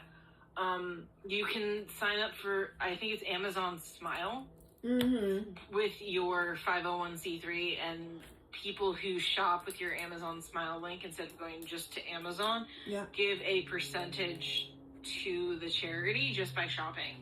Like, it doesn't make anything cost anymore. Right. It just means that, like, taxes go into the 501c3. And it doesn't earn a ton from the religious organizations I've talked to, but it does help. Okay. And again, another veneer of respectability of like being able to save up. That was my thought process. I like it. I added that to the list. We will definitely be in conversation more. Cool. Okay. I have a question. Yeah. If you don't mind. I don't. Where are my likes at? Oh. Because I was tapping like crazy. Thank you. Let me tell you your stats. I love when people ask to know their stats. Your stats are as follows. Callie has 3 comments, 2 shares, 6.5K taps. That is quality. I was just curious. That was tapping like crazy, and it like it smashes them together once you hit a certain point, and then it just is like, oh, you got 100, and then it starts again, and it's like 105, and it's like I can't keep track. Yes, awesome. Thank you. I appreciate you. Yeah.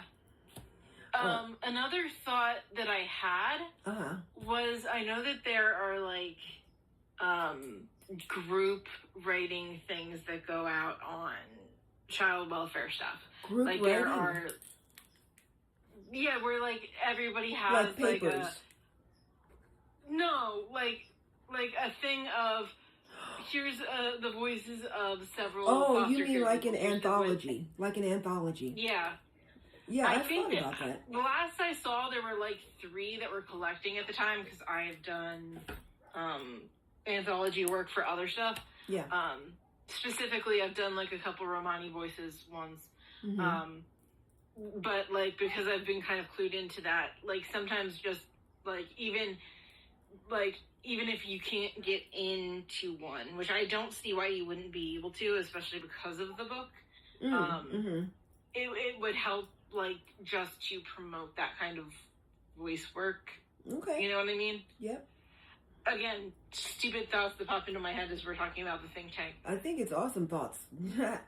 Yeah, I wrote that down too. Okay, cool. Thank you. I appreciate you. I appreciate you big time.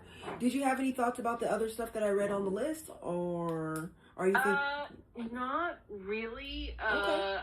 Obviously, like with the foster care stuff, like I mean, I get the centering voices part.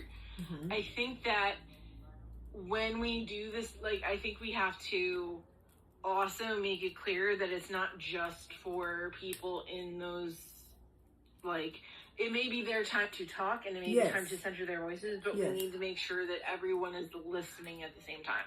Right, got it. That isn't necessarily being one of the centered people. Right.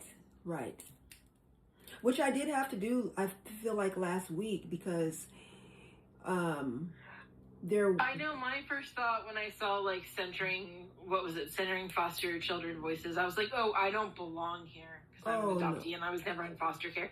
And then like later, like hours later, I was like, well, I should have stayed and just listened. Yeah. But my first gut reaction was, that's not me. That's not my group, so I don't want to, like, intrude. Oh, yeah, I'm not sure how to better, like, I don't know if there's a better way to phrase that to avoid that. And I'm not saying that, like, this is a fault with you. I'm just saying, like, again, my gut reaction was, oh, that's not me. Click. and then like, oh wait, I should have stayed, like hours later, you know, when you're, you know, you're laying in bed and going, oh wait, I should have done the thing and I didn't. Yeah. Well, maybe I can make it clear, like, come listen to and hear and ask questions and be curious. You know what I mean? Like, yeah. All right. Cool. That's good to know. Again, I am fully holding my hands up and going, flaw with me that I realized later, but yeah, my brain was like, oh, hey. Make sure others feel invited. Yeah, because my first thing was, I saw the headline that just said, like, centering foster voices, and I'm like, okay, not me. Click, and it was, like, hours later where I was like, oh, actually, I should have stayed. Yeah, that would have been cool. All right, well, next time. Yep. All right, I'm going to drop because it's, like, 10:30 here, and I still got to do stuff. All right, well, thank you so much for being here. Yeah, I got, like, almost 7:30, so it's still kind of early for me. But, yeah, thank you so much for being here. Yes. I'm in Eastern, so. Yes, most of my people are. Hey, River, welcome in. All right, JoJo, I want to read your comment. I wrote so many papers on foster care in college. I hide a lot of feelings, though. I think the more you do it, maybe you'll start to get a little braver to let some of your feelings come out. I know when I was in college, the feedback I always got was, this is a nice piece of research, but you are missing from it. Where are your thoughts and feelings? Like, you're not in this.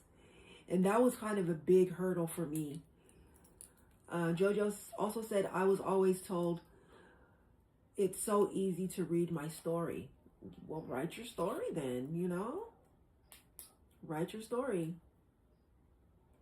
And I think it's very valuable to have like a book coach or a book mentor or a developmental editor to help you really develop the story and ask the right questions. Very important. Very helpful. Hi, Lala. Welcome in. Happy to see you. So today is Think Tank Thursday, where we troubleshoot the team goals for 2026. Let me see, somebody's requesting. Jojo, let me check your stats, Jojo, because I would love to hear from you. Oh, yeah, of course. Oh, please get your Daily Heart Me if you can. Thank you so much for purchasing the book. You will have that in 5 to 7 business days. The Daily Heart Me is the orange heart at the top. Click that. It says you were on the team. Well, actually, it says you're in the fan club, but all right, so get that. But I'll bring you up anyway because you did purchase the book. Hi, Jojo. Hey, I was on one of your lives in the past. That's cool. How I know who you are. Okay. I don't know if you remember, but I told you about how, like, the saddest thing for me was just me and my brother was separated. He was adopted, but I was older, so I was not, like, and I don't hold on one second. Let's get your intro for the folks who don't remember and refresh my memory too. Name, age, pronouns, and how are you connected to the community? It sounds like foster youth, but tell me if I'm wrong. Yeah, so I'm an aged out foster youth, but I emancipated myself at 17 to go to college out of town. I'm currently 33. I'm she, her. I hope that covers everything. And your name is JoJo? Oh, yeah, JoJo. I go by Perfect. JoJo. All right, that covers everything. But yeah, I started out by commenting in your thread saying I have a very love-hate relationship with foster care. That. Because I know that a lot of people have been taken without cause. Yes.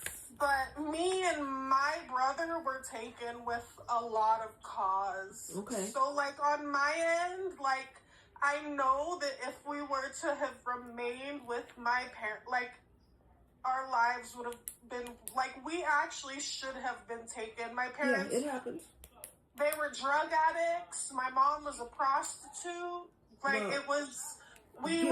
Give trigger warnings for those type of words, because, you know, TikTok... Oh, I'm sorry. TikTok is like, whoa, you know? Okay, I'll try to... Yeah, so make better words. people struggling with substances, and yeah, I get it. like, literally, like, if we constantly had lights being shut off, gas being shut off, and that's ultimately why we're taken away. Yeah. Like, we had a welfare checkup one day after school when we came home, and then the cops came and they verified that, like, our power, gas, right, all like out, it was all bad. Yeah, like, so that, like, so I can't really speak to the people who were taken unfairly. Yeah. I can only speak to the people who were taken fairly, because I know our life would have been completely different. Right. That being said, like, I don't know, I miss my little brother all the time, and I feel like low-key, like, he doesn't even see me as a big sister anymore, but I'm like, I feel like I was the one who was doing everything for you through our upbringing, but that's neither here nor there. I just wanted to say that I respect what you're doing with this book, and I did order it. I'm so excited to read it. Cool. Actually.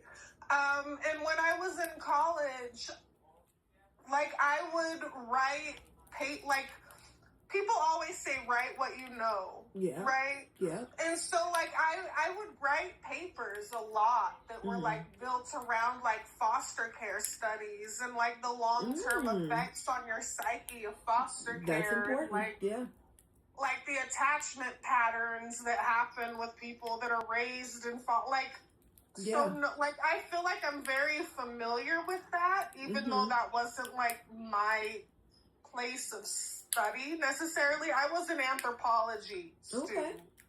So, like, I managed to morph my anthropology papers a lot of times into how that affects kids that are born outside of a solid network.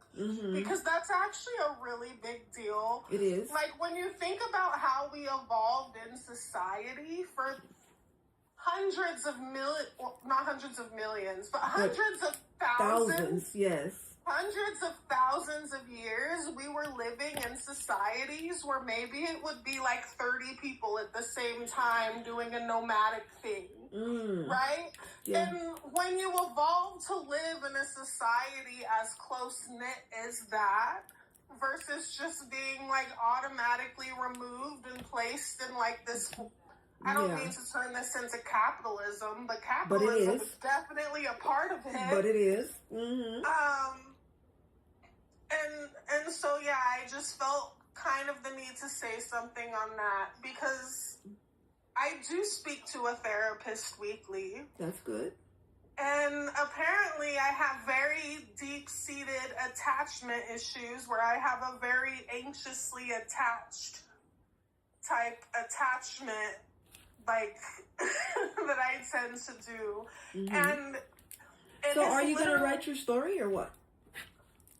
I mean, maybe one day. For now, I just like to read, and I read a lot, and I just kind of, and I feel like, sometimes I feel like I can't complain because I have a good job, I make a good money, I can more or less buy what I want to buy and do what I want to do. Yeah. But at the same time, I feel so isolated sometimes because I can't bond with people on that same level that, like, they're used to bonding with each other.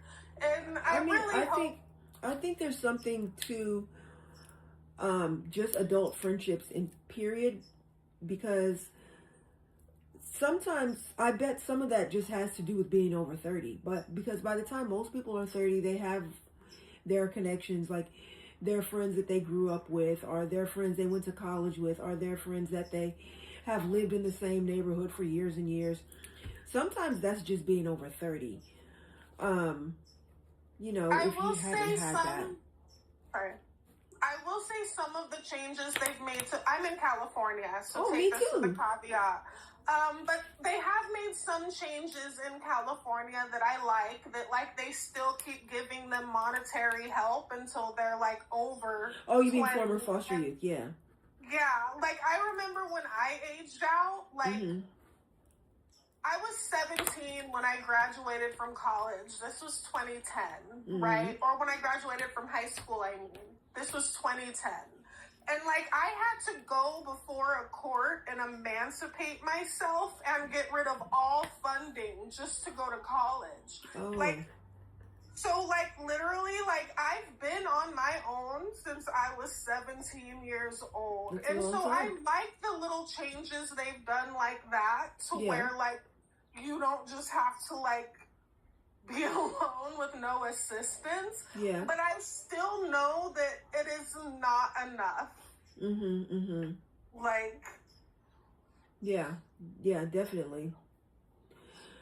But, yeah, I mean, I tell everybody, participate in things that you have energy for and self-care above all else. Because without that, you can't do nothing for nobody. No, like, so, like, I'm a little bit, like, wine drunk in my living room right now. Okay. So I found a little extra crazy. But I actually have thought about, because now, like, I feel pretty lucky for myself. I live in a 3-bedroom house with, like, 2 living rooms. And, What like, part of Cali are you in? What part of Cali are you in? I'm in Southern California. Oh, okay. I'm in Northern California. So I have thought about, like, taking in, like, foster kids myself, just because I feel like I would understand them on a level that just most people would not. Yeah. But then when I do talk to people about it, I do kind of worry because I just keep hearing all these horror stories. But then I think about when I was raised up and people were, like, told horror stories about me. Like, I mean, it just depends on the person. Like, you could have a wonderful experience foster parenting. I think as long as you are child-centered and trauma-informed and have a village, because you need your own support, you need your own therapist, you need your own best friend that you can call and be like, these kids are driving me up a wall or whatever. So that doesn't come out towards the kids, you know. So it doesn't have to be a horror story. It can be a beautiful experience. Keep listening to former foster youth voices. Keep listening to adoptees, and you could be a wonderful foster parent. You know, it's possible. I guess, like, because I feel like you talk about this a lot, but I feel like my biggest question and what I would have to overcome is, like, when I was a kid, we didn't have, like, cell phones and, like, stuff. Like, so how are you policing that to make sure that they're not, like, running out of the house in the middle of the night to go back to, you know? Yeah, you would learn all of that through trainings, through joining foster parent networks. Like, some places have foster parenting mentorship. Like, just by really building up your support, your village.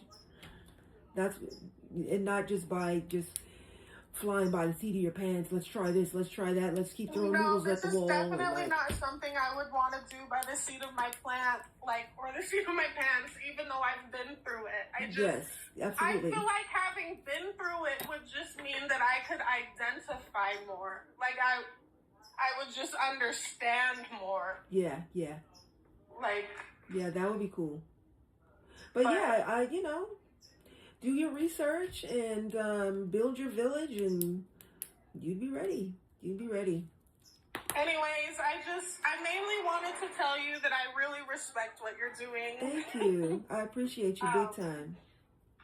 But yeah, I don't know if there's anybody next on your list. Yeah, there is one person, but yeah, I appreciate you being here, and come back as often as you can.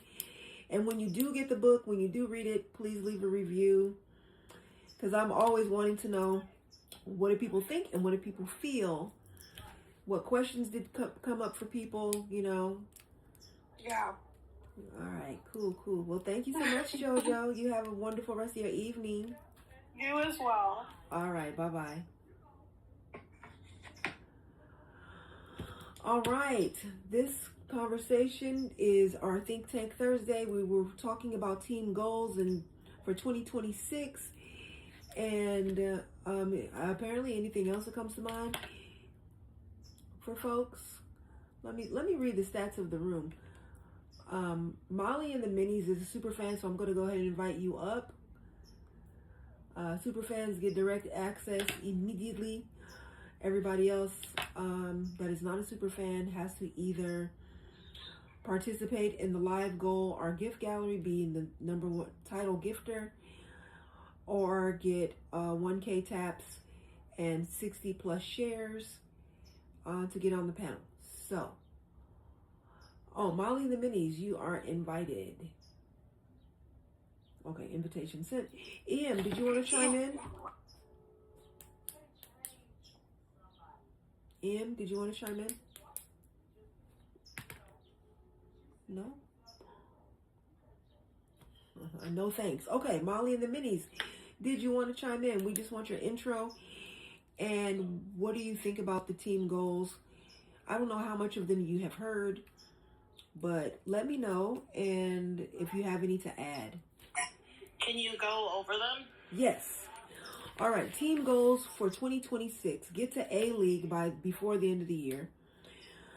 Collecting data, and this is, so you remember this live is basically a think tank, and then our super fan is our what are you going to do about it team. So right now we're just collecting data. The data we have collected so far is how many hours to become a foster parent and how many hours to maintain a foster parent license. So we need that information before we start demanding that federally all foster parents need this set of hours to get a license, need this set of annual hours to maintain a license. So we need to know what people are doing first. Another part of data collecting is what other orgs are doing what that we could possibly partner with.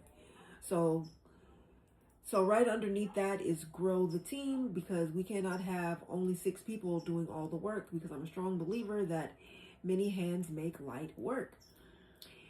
And so grow the team. So I don't want to burn out just 6 people collecting all this data and trying to put plans to move forward together. Then I have on here tighten consistency. I am consistent as far as coming daily and twice a day, except for Sunday. But I do want to improve my relationship with time. That way the team knows to just show up at 4 because we're starting. And then someone else requested, since we do have Storytime Sundays, that a Storytime Sunday could be a Q&A with the family court judge, either a current judge or a retired judge. I would love to pull that off.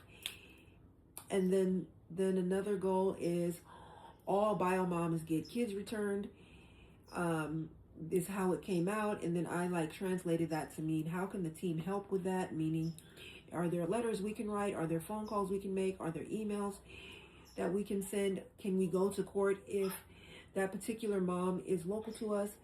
I was just saying, we have 4 moms that are fighting to get their kids back.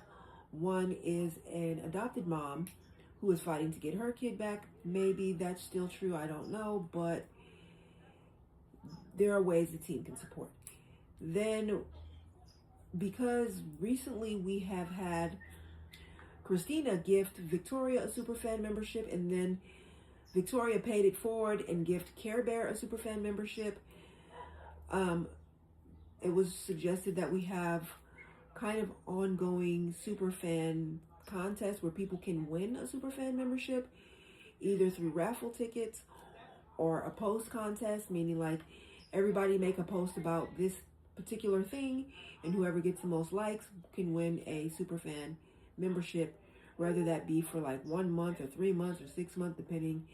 Oh, thank you, Ian. I appreciate you. Then another goal is for the team to fully support each other, meaning going to each other's lives, watching each other's content, and really supporting it.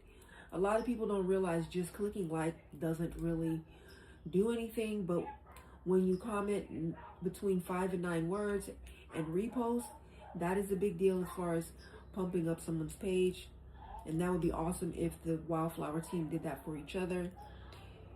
And then parties. So I got this idea because, I'm in an agency, and the agency has birthday parties for folks. I had a karaoke party for my birthday. Somebody else had a game night type party. Some people have birthday battles. Some people have trivia night birthday parties. And I just feel like there's so many things that we can celebrate and have parties and plan it and be like, okay, what's your theme? What's your colors? What type of music? And it's fun. And then someone said Gratitude Day, where we can share our stories of gratitude, because so many of us are told what we should be grateful for. You should be grateful you were adopted. You should be grateful that I took you in when nobody wanted you. So instead of taking on what we should be, we can actually talk about what we are. Thank you so much for those populars. I appreciate you. And then someone recommended maybe a goal for the Wildflowers is to form a 501c3 and start talking about what would be good about that. Someone also said maybe we can have group papers or an anthology, and that's the list. I have some thoughts. I'd love to hear them. Okay, so I'm Molly, I'm 35, I'm a foster adoption guardianship parent. So just like some of my initial thoughts were, it's kind of, I do think that things need to be federal. It's just kind of upsetting with the state of the country because, like, for instance, Illinois, at least our agency, it's a requirement to have how to support LGBTQ youth. Yeah. And that's not going to become a federal thing. Right. Where we currently are. Too much pushback. It stinks because, a certain number of hours are good, but those hours are only as good as you make them. Yeah. So that's unfortunate. I also think it'd be good to get our hands on, different foster parenting curriculums for each state. Yes. To kind of see what's missing. I agree. And what's the same and what's good, what's bad. I agree. And then I thought about this. I don't know if you could, maybe highlight, someone, once a month or something that has a GoFundMe that's trying to, reunify or keep their kids or something. Just kind of, put our money where our mouth is if we can. I don't know, I think that would be a good idea. One of the things that I'm, kind of my big projects I'm slowly working on and want to do, I just don't want to, roll it out until I've graduated, because I feel like having letters behind your name helps, I want to do a training for foster parents and maybe have a nonprofit that is a lot on protective factors and body safety. Because I feel like being in care blurs a lot of boundaries as far as in kids, youth in care are so much more prone to sexual abuse, trigger warning, and exploitation. Yeah. So I want to do trainings for foster parents on things they can do, and caseworkers to kind of teach the children those boundaries, and have donate books and stuff that they can because I have books with my kids on this, even from a really young age, 2, started talking about it and just being able to say no. Yeah, that's good stuff. I don't want to hug, no, I don't want this. So that's kind of one of my long term. And I do have some trainers of I've saved their email and stuff. So when I am ready to roll it out, I can get their input. Some people that I really respect. I like it.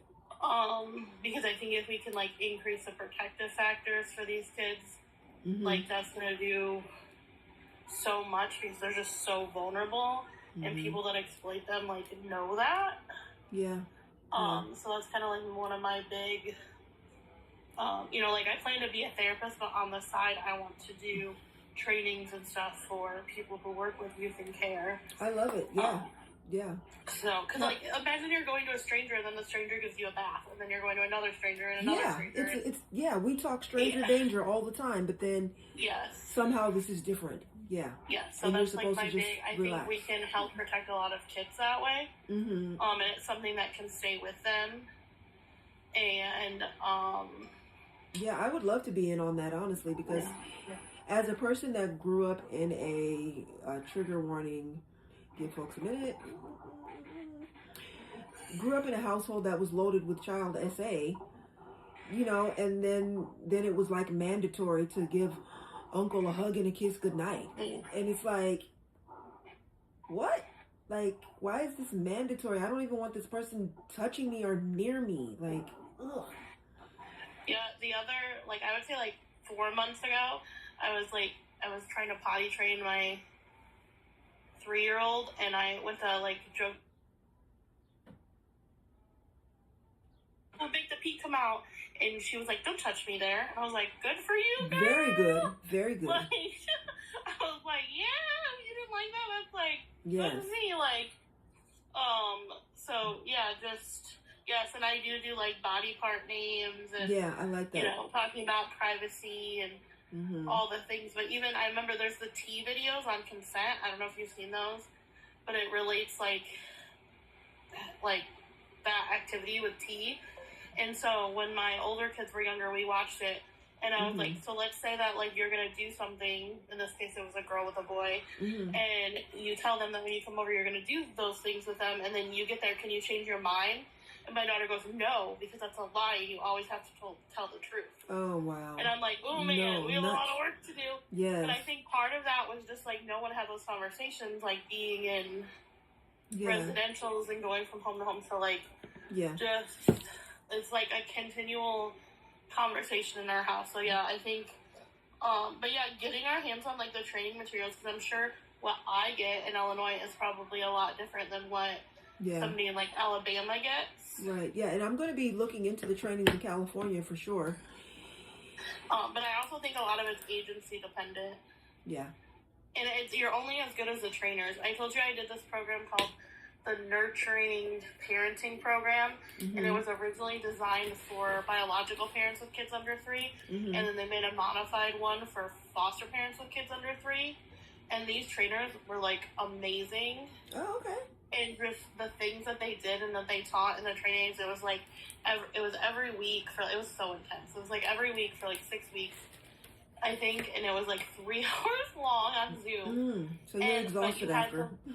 You had to, like, say 2 ways you connected with your child, something you appreciated about your child, like, talked about emotional regulation, like, all of these, like, really awesome things that a lot of people didn't, you know, having expectations that are age appropriate, but not just that is a big deal. Oh, my God. Ability appropriate. Yes. Yeah. It was such a good, like, it was so good. I think I say that a lot, where I'm like, okay, you're making a request that would actually happen when she's 5. Right, and so much is based on like where that child is, not necessarily where you think they should be, just because of whatever. Like, it's very complicated, and I think one of my, like, I didn't make this up, but like one of my favorite mantras is like all kids want to do well. It's just if they have the ability. Like, no kid's like, I don't want to do well. Right, like, none. I want to bomb. Like, no, nobody. And, you know, behavior is just an unmet need, and I don't know, I really, like, the older I've gotten and the more practice I have, I'm really good at not internalizing the behaviors or, like, taking them personally. It's not an attack on you. No one's disrespecting you. Right, rarely, though. I feel like rarely, especially with the teens. But, like, usually I'm very good at, and one thing that helped me with that is having, like, the groups and stuff, because, like, foster parents groups, because if I see this is a behavior that's just, like, comes with the trauma, and it's all kids or most kids, it's not about me or something I'm doing. Yeah. And just really, like, taking myself out of it has been really helpful. But, yeah, no, I think seeing what trainings there are and then coming up with, like, maybe not just ours, but, like, certain... Yes, what the curriculum is. What the curriculum is exactly. Yes, evidence-based, which I wish could include LGBTQ, but, like, that is not going to be a federal... Right. Well, we're gonna talk about this a lot more on Monday night in our Superfans meeting. So, yeah. Under collecting data. GoFundMe, there's a lot of people who come up here, and obviously you would want to, like, vet them. Maybe we could even have a panel and pick whose GoFundMe is going up or something. Yeah. But I do think there's people that could use, or an Amazon wish list, or whatever we want to do, that are trying to either get their children back or keep their children, whatever it is. I think a lot of people would like to rally together if it's done in an organized way and, like, support each other. Yeah. So yeah, those are my thoughts. I like it. Thank you so much. I appreciate it. Jojo, you had some additional thoughts or feelings to share? Oh, it's directly coming off what Molly, I think it's Molly, she just said. So like, no, as someone from California, I know it's now a really big thing that like teachers are now like sometimes even wiping children after going to the bathroom because they're not potty trained. And like a fair amount of that, I feel like at least, is on the parents, because why aren't you taking the time to potty train your parents? But I don't think enough people realize how much of a window is opened when you're expecting when you're not. Yeah, you're expecting these people to change diapers, wipe them, like no, that's just asking for like sexual harm. Sexual harm. Yeah, sexual harm. TikTok language, yeah. And I'm sorry, I'm not used to the lingo here. I know it took me a minute to not be all the way annoyed. Like, to me, you're just asking for that harm to be done. And then on top of that, so many people do not teach their children the actual words for their anatomy. Yeah. So, like, if those children were actually asked by cops one day, they're calling things weird, like a cookie or a box or like... Yeah. But if you even just taught them the names correctly, for things would anatomy, come out quicker. Yeah. But at the same time, just why are you trusting these people to have that kind of intimate connection with your children? Like, everyone should be potty trained before they go to any kind of schooling. I'd like to think that's true where I'm at, that schools are like, come back when they're potty trained. But I haven't interviewed every school either, so I don't know. At least in Southern California, that seems to be being lost. A lot of children are being sent to school when they're not even potty trained. And some schools will hold the line at which they will call the parent to do the change. But some schools will send the kid to the nurse to do the change. And I'm like, do y'all really know who that nurse is? Or like I don't know. To me, it's risky. To you, it's risky. I would never want to send my kid to school to be wiped by anyone. Okay. Like, that is so sketch to me. But that seems to be the overwhelming way things are going down here. And I can't for the life of me understand it. Yeah. And then not to mention, these kids don't even know the words for their own anatomy. Right. Like, because everyone feels weird. We're not going to teach a little girl to say vagina. Why not? Because that's what she has. We should. She has one. Yeah. Right? Yeah. But so many people use words that... Yeah, little cutesy type words. Yeah, and then when you're in a court of law, those words then become argued upon what they mean. EM just said in the chat, school is from 3 months because parents need to go to work. Yeah.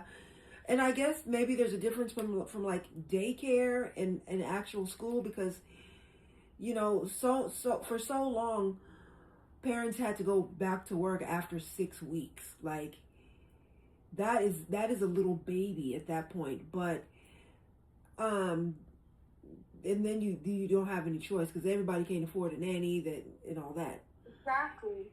Our grandbaby went at 18 months. Yeah, she was 18 months, and I think she was wearing pull-ups. Yeah, I think she was. Oh, she still had diapers. Oh, that's right. And then she went into pull-ups, and then she went into like potty training. Yeah. So it's. Are we really meant to trust these outsiders? I mean, all you can do is screening the best you can, and background checks and all the things that are the safety nets that are in place. But yeah, EM just said, unfortunately, you know, people that are like, I got this job and I need to keep this job, and I don't have family that can keep the kid all day long, you know.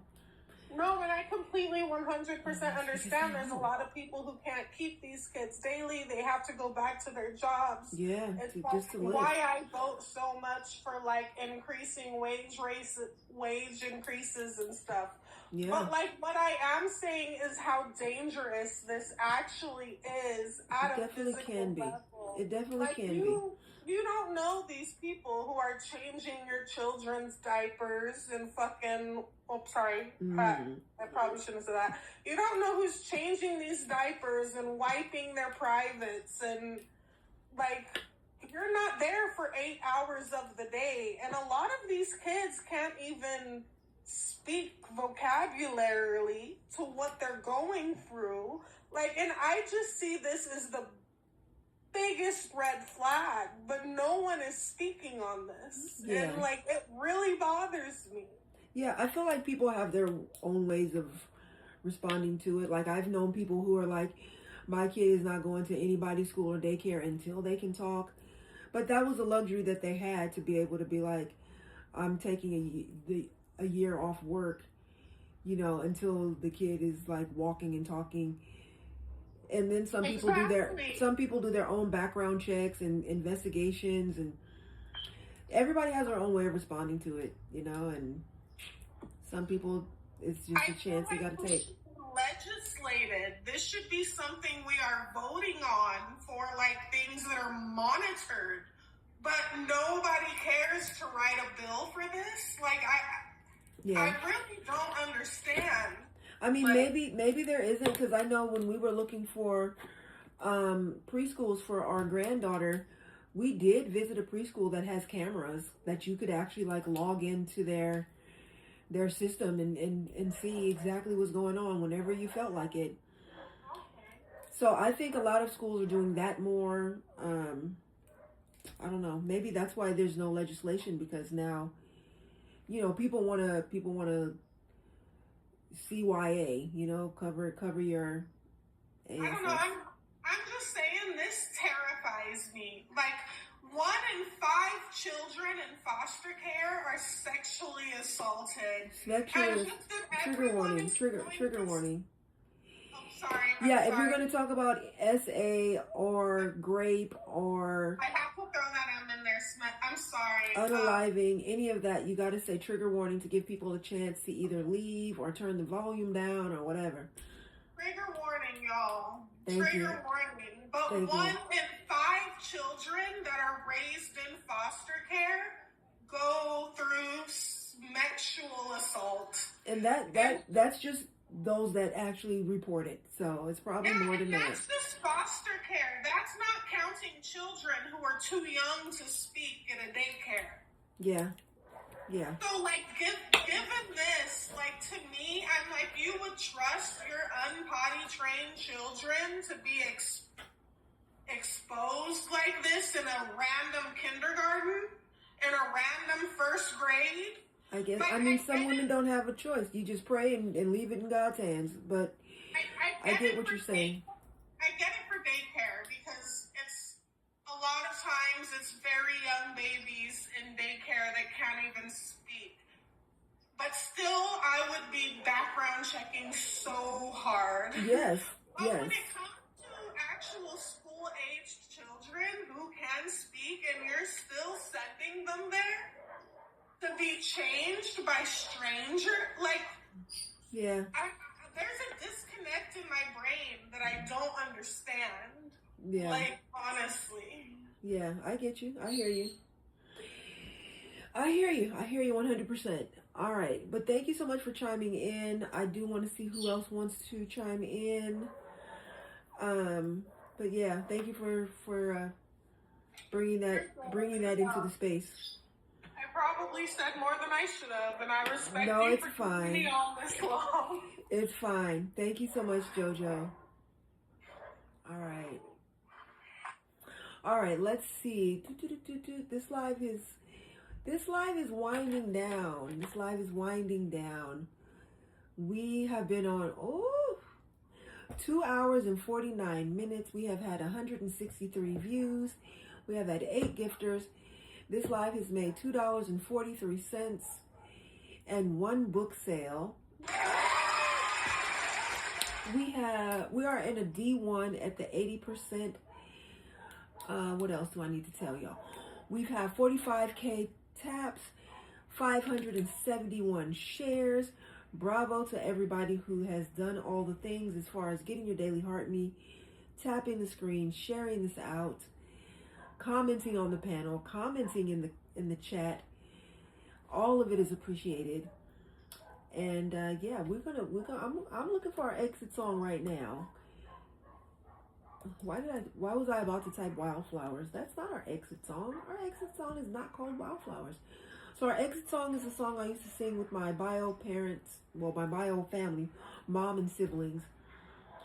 When we used to have supervised visits, and at the end of the supervised visits, we would sing the song and hug it out. So this is a supervised visit. We are being supervised by the app. We are being supervised by trolls. We're being supervised by people deciding do they want to join our community or not. Good night, SC adoptee. Appreciate you. So yeah, we're being supervised, so it makes sense to me that we end with this song. So tap it out to the beat so we can get our taps up even further. And I used to play the flute for my parents back in the day. Oh, sweet. That's the song. We Are Family by Sister Sledge.